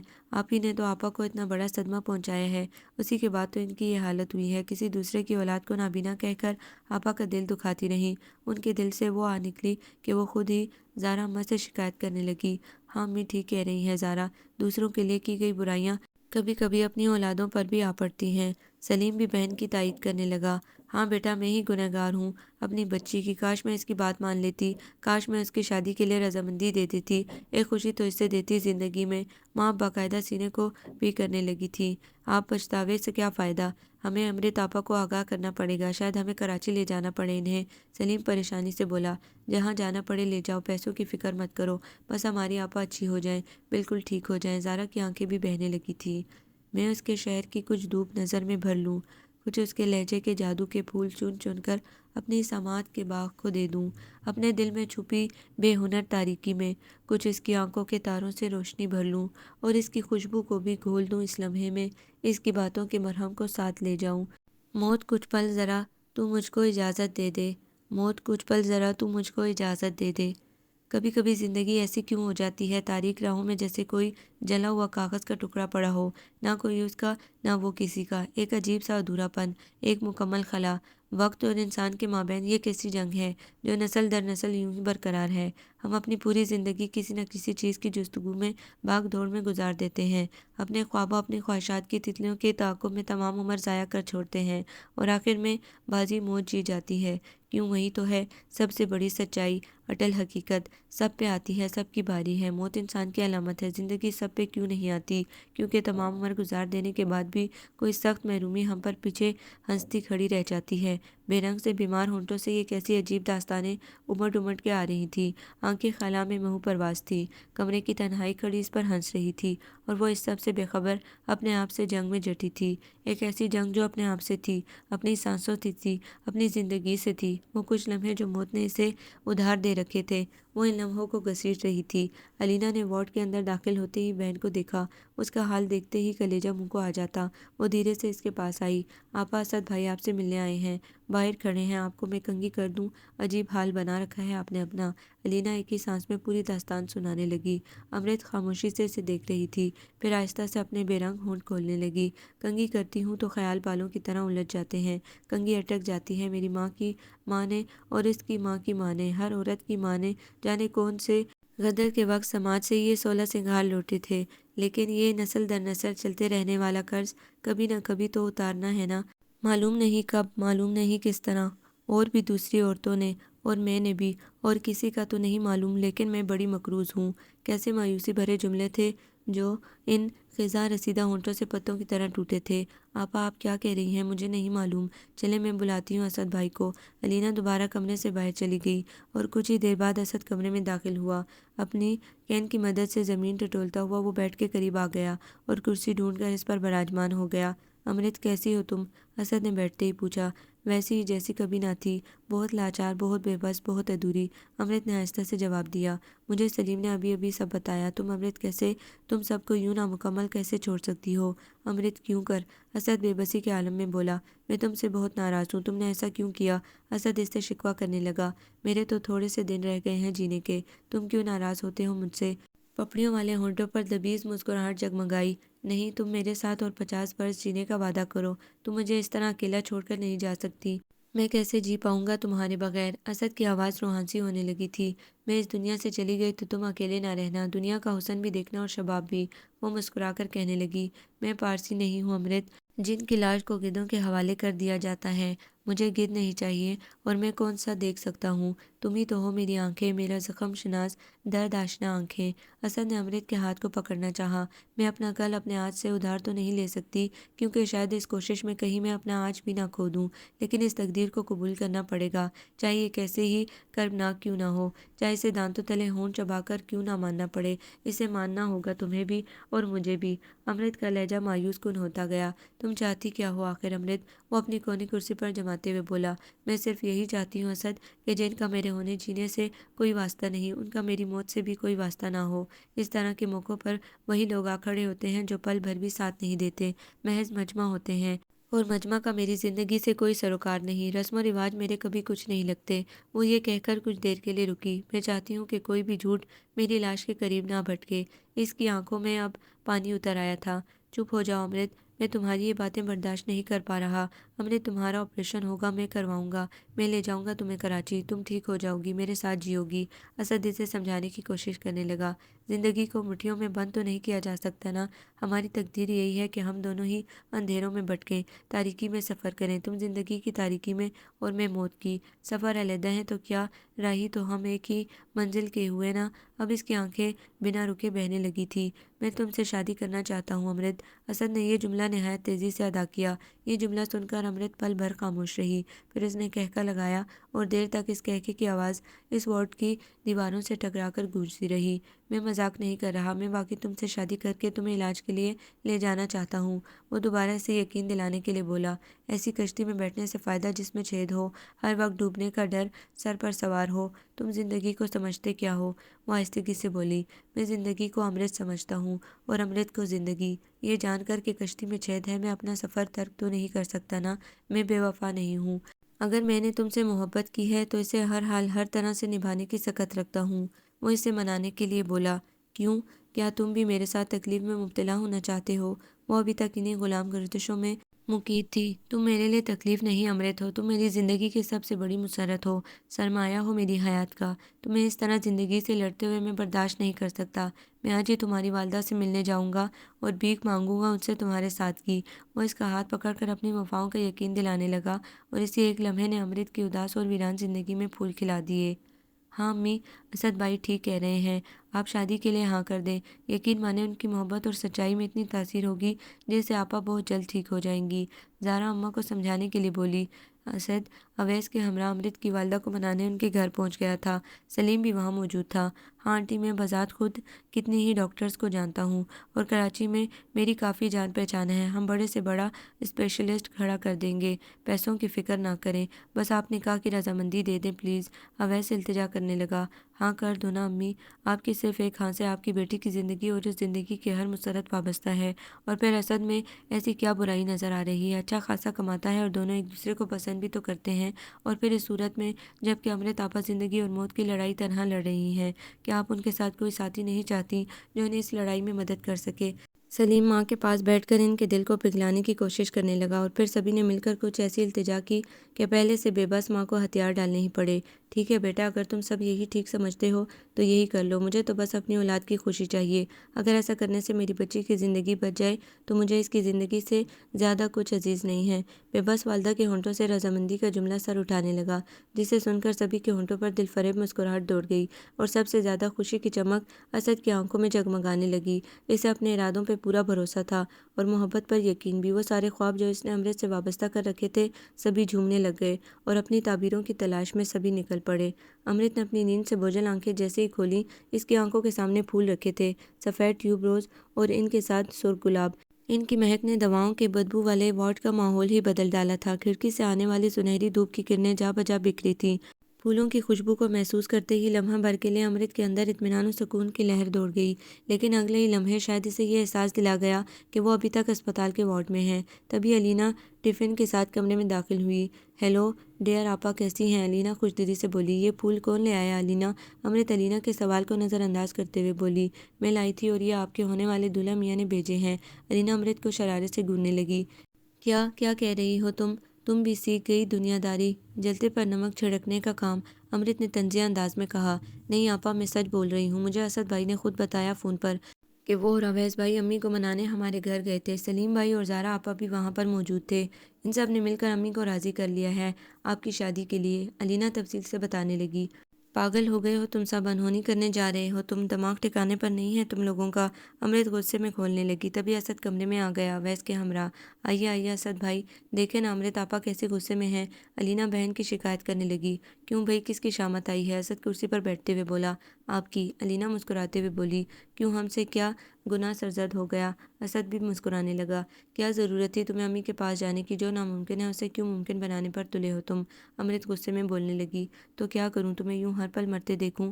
میں اپنی ان دو آنکھوں سے تمہیں دیکھ تو نہیں سکتا، لیکن محسوس تو کر سکتا ہوں تمہاری تکلیف کو، تمہارے درد کو جو تم دنیا بھر سے چھپائے پھرتی ہو، تمہاری اس تڑپ کو جو تمہیں بے قرار کرتی ہے، اور تمہاری یہ بیماری بھی اسی احساس محرومی کا نتیجہ ہے اور کچھ نہیں۔ جب تم پر دورہ پڑتا ہے تب تم نے اپنی حالت دیکھی ہے، بلک رہی ہوتی ہو تم، اور اس وقت تمہارے دل و دماغ پر برین ٹیومر کی تکلیف کم اور درد کی تکلیف زیادہ نمایاں ہوتی ہے۔ تم کیوں نہیں یہ بات سمجھتی کہ میں تمہیں زندگی دینا چاہتا ہوں، تمہاری تڑپ، تمہارے درد میں برابر کا شریک ہو جانا چاہتا ہوں۔ اسد اونچی آواز میں اسے سمجھانے لگا۔ اسد ٹھیک کہہ رہا ہے امرت، یہ جو کر رہا ہے وہ بالکل صحیح ہے، یہی ٹھیک طریقہ ہے، مان جاؤ پلیز، اویس التجائی انداز میں بولا، اور جواباً امرت کی آنکھوں سے دو آنسو نکلے اور اس کے چہرے اور گردن کا طواف کرنے کے بعد اس کی گود میں گر پڑے اور اسے سے لمحے اس کے ہونٹوں پر ایک مسکراہٹ دوڑ گئی۔ ساری تیاریاں تقریباً ہو چکی ہیں۔ پرسوں تمہاری سالگرہ کا دن ہے اور اسی دن تمہارے گھر پہ ہمارا نکاح ہوگا اور نکاح کے اگلے ہی دن ہم کراچی جائیں گے۔ کراچی میں چند ڈاکٹرز سے بھی ہماری بات چیت ہو چکی ہے۔ اسد امرت کو اپنی کی ہوئی پوری پلاننگ سمجھانے لگا۔ اگلے ہی دن امرت کو گھر لایا گیا۔ پورے گھر کو بڑی خوبصورتی سے سلیم اور علینا نے سجایا تھا۔ ہر طرف جگمگاتے کمکمے اس کی راہوں میں روشنی کیے جا رہے تھے۔ وہ جیسے ہی اپنے کمرے میں پہنچی تو اس نے دیکھا کہ تمام کمرے کو گلابوں کے سرخ گچھوں اور موتیے کی سفید کلیوں سے سجایا گیا تھا اور ان تازہ پھولوں کی مہک اس کی نئے آنے والی زندگی میں خوشیوں کی قاصد بن کر آئی تھی۔ ملاب سعد کا نیک قاصد خبر دریچوں سے ہو کے گزرا تو آرزو سے بھری نگاہوں نے اس کے قدموں میں گل بچھائے، کئی رتوں کی دبیز چلمن سے مسکرائے۔ وہی سب تو پا لیا تھا اس نے جس کی اس نے چاہ کی تھی، مگر پھر بھی ایک بے نام سی کسک دل کے کونے میں سر اٹھائے کھڑی تھی جو اسے خوش ہونے سے روک رہی تھی۔ ایک خلش تھی جو تمام پھولوں کی مہک کی جگہ اس کے احساس میں کڑوی دواؤں کی طرح بولا کھڑ کر دیتی۔ وہ اپنی کھلائیوں میں عام سہاگنوں کی طرح چوڑیاں چاہتی تھی، ڈرپ کی بوتلیں اور سوئیاں نہیں۔ وہ خوفزدہ تھی کہ کہیں یہ خوشی عارضی نہ ہو، کہیں اس خوشی پر موت نہ حاوی ہو جائے، کہیں اس لڑائی میں جیت فنا کی نہ ہو جائے، ہنسی کے قہقہوں میں کہیں سسکیوں کی صدائیں نہ شامل ہو جائے۔ ہر وہ لمحہ جو ایک نئی دلہن نئے نویلے خواب جوڑنے میں بتاتی ہیں، وہ ان خوابوں کی بھیانک تعبیر سے ڈرتے ڈرتے بتا رہی تھی۔ آپا، مہندی کی رسم کے لیے پڑوس کی کچھ خواتین آئی ہیں، چلے یہ سبز کرن والا دوپٹہ پہن لے۔ علینا کمرے میں آ کر بہن کو دوپٹہ دینے لگی۔ وہ پھر کچھ دیر بعد بولی، یہ دوپٹہ اسد بھائی والوں کے یہاں سے ہی آیا ہے۔ اصل میں ان کے ہاں کوئی عورت نہیں تو وہ کل مجھے اپنے ساتھ شاپنگ پر لے گئے تھے۔ میں نے ہی یہ دوپٹہ اور نکاح کا سرخ جوڑا بھی کل پسند کر کے لیا تھا۔ وہ مسکرا کر بتانے لگی، پھر وہ اٹھ کر الماری سے سرخ جوڑا نکال لائی۔ اس جوڑے کا خوبصورت بھاری کام والا دوپٹہ کھول کر اس نے امرت کو پہنایا اور اسے شیشے کے سامنے لے آئی اور بولی، دیکھے تو ہماری دلہن کو یہ دوپٹہ کیسے جچ رہا ہے، ہاں جیسے کہ مزاروں پہ چادر چڑھائی جاتی ہے۔ امرت افسردہ سے لہجے میں بولی اور اٹھ کر دوبارہ بستر پر آنے لگی۔ کیا ہوا آپا، آپ اتنی اداس کیوں ہیں؟ علینا معصومیت سے بولی، جا کے زارا امی کو بلا لا، میں تمہارے ساتھ کیسے باہر آؤں؟ امرت مسکرانے کی کوشش کرنے لگی اور پھر علینا باہر گئی۔ کچھ ہی دیر بعد زارا امرت کو سجا بنا کر باہر عورتوں میں لے آئی۔ مختلف عورتیں اس کے پاس آ کر اس کی مانگ میں تیل لگاتی اور مہندی اس کی ہتھیلی پر لگاتی۔ 7 سہاگنوں نے یہ رسم ادا کی اور پھر ڈھولک کی تھاپ پر سہیلیوں کے نغمے ماحول کا محاصرہ کیے ہوئے تھی۔ ہرے دوپٹوں میں ملبوس کم عمر لڑکیاں جن میں سے کچھ کونے میں بیٹھی ایک دوسرے کو مہندی لگا رہی تھیں تو کچھ ہاتھوں میں پلیٹیں جن پر موم بتیاں اور دیے رکھے تھے اٹھائے منہ رقص تھیں، اور اس خوشنما شام کا اختتام اسی خوبصورتی سے ہوا۔ مبارک ہو، نکاح قبول ہو گیا، دلہن نے رضامندی دے دی۔ اندر سے دوڑتی ہوئی علینا یہ کہتے کہتے آئی اور اسد کے پاس آ کر رکی۔ اسد بھائی، قبول ہے، قبول ہے، قبول ہے، وہ ہانپتے ہوئے بولی۔ بھئی کیا قبول ہے؟ اسد مسکراتے ہوئے بولا، آپا کو آپ قبول ہیں، چلیں اٹھیں میرے ساتھ بھنگڑا ڈالیں۔ وہ اسد کو ہاتھ سے پکڑنے لگی۔ خیال کیجئے محترمہ، ابھی انہوں نے قبول نہیں کیا ہے۔ اویس علینا کو چھیڑنے لگا، ارے کیسے نہیں کریں گے قبول؟ نہیں کریں گے تو زبردستی کروا دیں گے۔ وہ بھی مسکرانے لگی اور پھر اسی طرح اسد نے بھی قبول کر لیا امرت کے ساتھ کو۔ نیک ساتھ ہوتی ہے ملن کی، جب دو روحیں دو دل ایک ہی فلو ایک ہی ڈائمیشن میں بہنے لگیں تو زندگی ہزاروں رنگ لیے مسکراتی رہتی ہے۔ غنیم سرحد سے آنے والوں کو ہو مبارک کہ حوصلوں کے اس امتحان میں وہ سرخ روح ہیں، وہ پھول جن پر گئے ہوں کے خیال شبنم لرز رہی تھی، بہار قدموں کی چاند آہٹ سے کھل اٹھے ہیں، وہ خواب جن پر مفارقت کی سیاہ چادر لٹک رہی تھی حقیقتوں میں بدل گئے ہیں، پلک جھپکنے میں غم کے بادل ہوا ہوئے ہیں، عجیب دروازے وا ہوئے ہیں۔ دوستوں یاروں سے فارغ ہونے کے بعد اسد کو امرت کے کمرے تک چھوڑا گیا۔ رات کا پچھلا پہر تھا اور ٹھنڈ پورے ماحول کو اپنی لپیٹ میں لیے ہوئے تھی۔ اسد نے دھیرے سے کمرے کا دروازہ کھولا اور آہستہ سے بستر کی طرف بڑھنے لگا۔ پورا کمرہ گلاب اور موتی کی خوشبوؤں سے مہک رہا تھا۔ وہ بستر کے پاس آ کر رکا۔ امرت، امرت کہاں ہو تم؟ اسد دھیرے سے گویا ہوا۔ تمہاری انہی درد آشنا آنکھوں میں ہوں۔ امرت دھیرے سے مسکراتے ہوئے بولی، تم خوش تو ہو نا؟ اسد اس کا ہاتھ پکڑتے ہوئے بولا، معلوم نہیں، وہ ٹھنڈی آہ بھر کر بولی، لیکن مطمئن ضرور ہوں۔ یہ اطمینان تمہارے ساتھ کا ہے، اس بات کا ہے کہ میں نے تمہیں پا لیا ہے۔ اب اگر میں مر بھی گئی نا تو مجھے کوئی افسوس نہیں ہوگا۔ امرت نے اپنے ہاتھ کی گرفت مضبوط کر لی۔ تمہیں میری محبت پر یقین تو ہے نا؟ اسد دھیرے سے بولا، جیسا یقین بندے کو خدا کی قدرت پر ہوتا ہے کچھ ایسا ہی یقین ہے۔ امرت کا لہجہ وفاؤں سے پر تھا۔ تو پھر اس بات پر بھی یقین کرو کہ تم ٹھیک ہو جاؤ گی۔ ہماری خوشیاں، ہمارے خواب ہزاروں امیدوں کے ساتھ باندھ کر ہم امانت کے طور پر اپنے مستقبل کو دے دیتے ہیں۔ جب ہم لوٹیں گے تو اپنی امانت واپس پا لیں گے۔ ابھی اور بہت سے دن لکھے ہیں جینے کے، ایک ساتھ جئیں گے ہم، یہ تکلیفیں عارضی ہیں، اندھیرا چاہے کتنا ہی دبیز کیوں نہ ہو، روشنی کا وجود ہوتا ہے۔ یہ کہتے ہوئے اس کی آنکھوں سے دل فریب سچائی جھانکنے لگی۔ اور چاہے موت کتنی ہی بڑی حقیقت کیوں نہ ہو، زندگی کا وجود ہوتی ہے، اسی وجود پر ایمان رکھو، دیکھنا اسی یقین کی یہ نحیف کرنیں تمام عمر کی سیاہی کو مٹا ڈالیں گی۔ وہ مسکراتے ہوئے گویا ہوا اور اس کی انہیں ہمدرد باتوں نے امرت کے اندر دوبارہ جینے کی امنگ پیدا کی۔ وہ جو تمام امیدیں چھوڑ کر اپنی زندگی کے دنوں کو گھسیٹ رہی تھی، اس میں پھر انجانی حسرتیں سر اٹھانے لگی، چہچہاتے پرندوں کی آوازوں میں چھپے محبتوں کے صفیر نغمے، شبنم سے بھیگی مٹی سے بوجھل سوندھی سوندھی خوشبو، گلاب کی پنکھڑیوں پر پھسلتی اوس کی موتی نما بوندیں، مست ہواؤں کے آوارہ تپیڑے اسے دوبارہ اپنے سیر میں گرفتار کرنے لگے تھے۔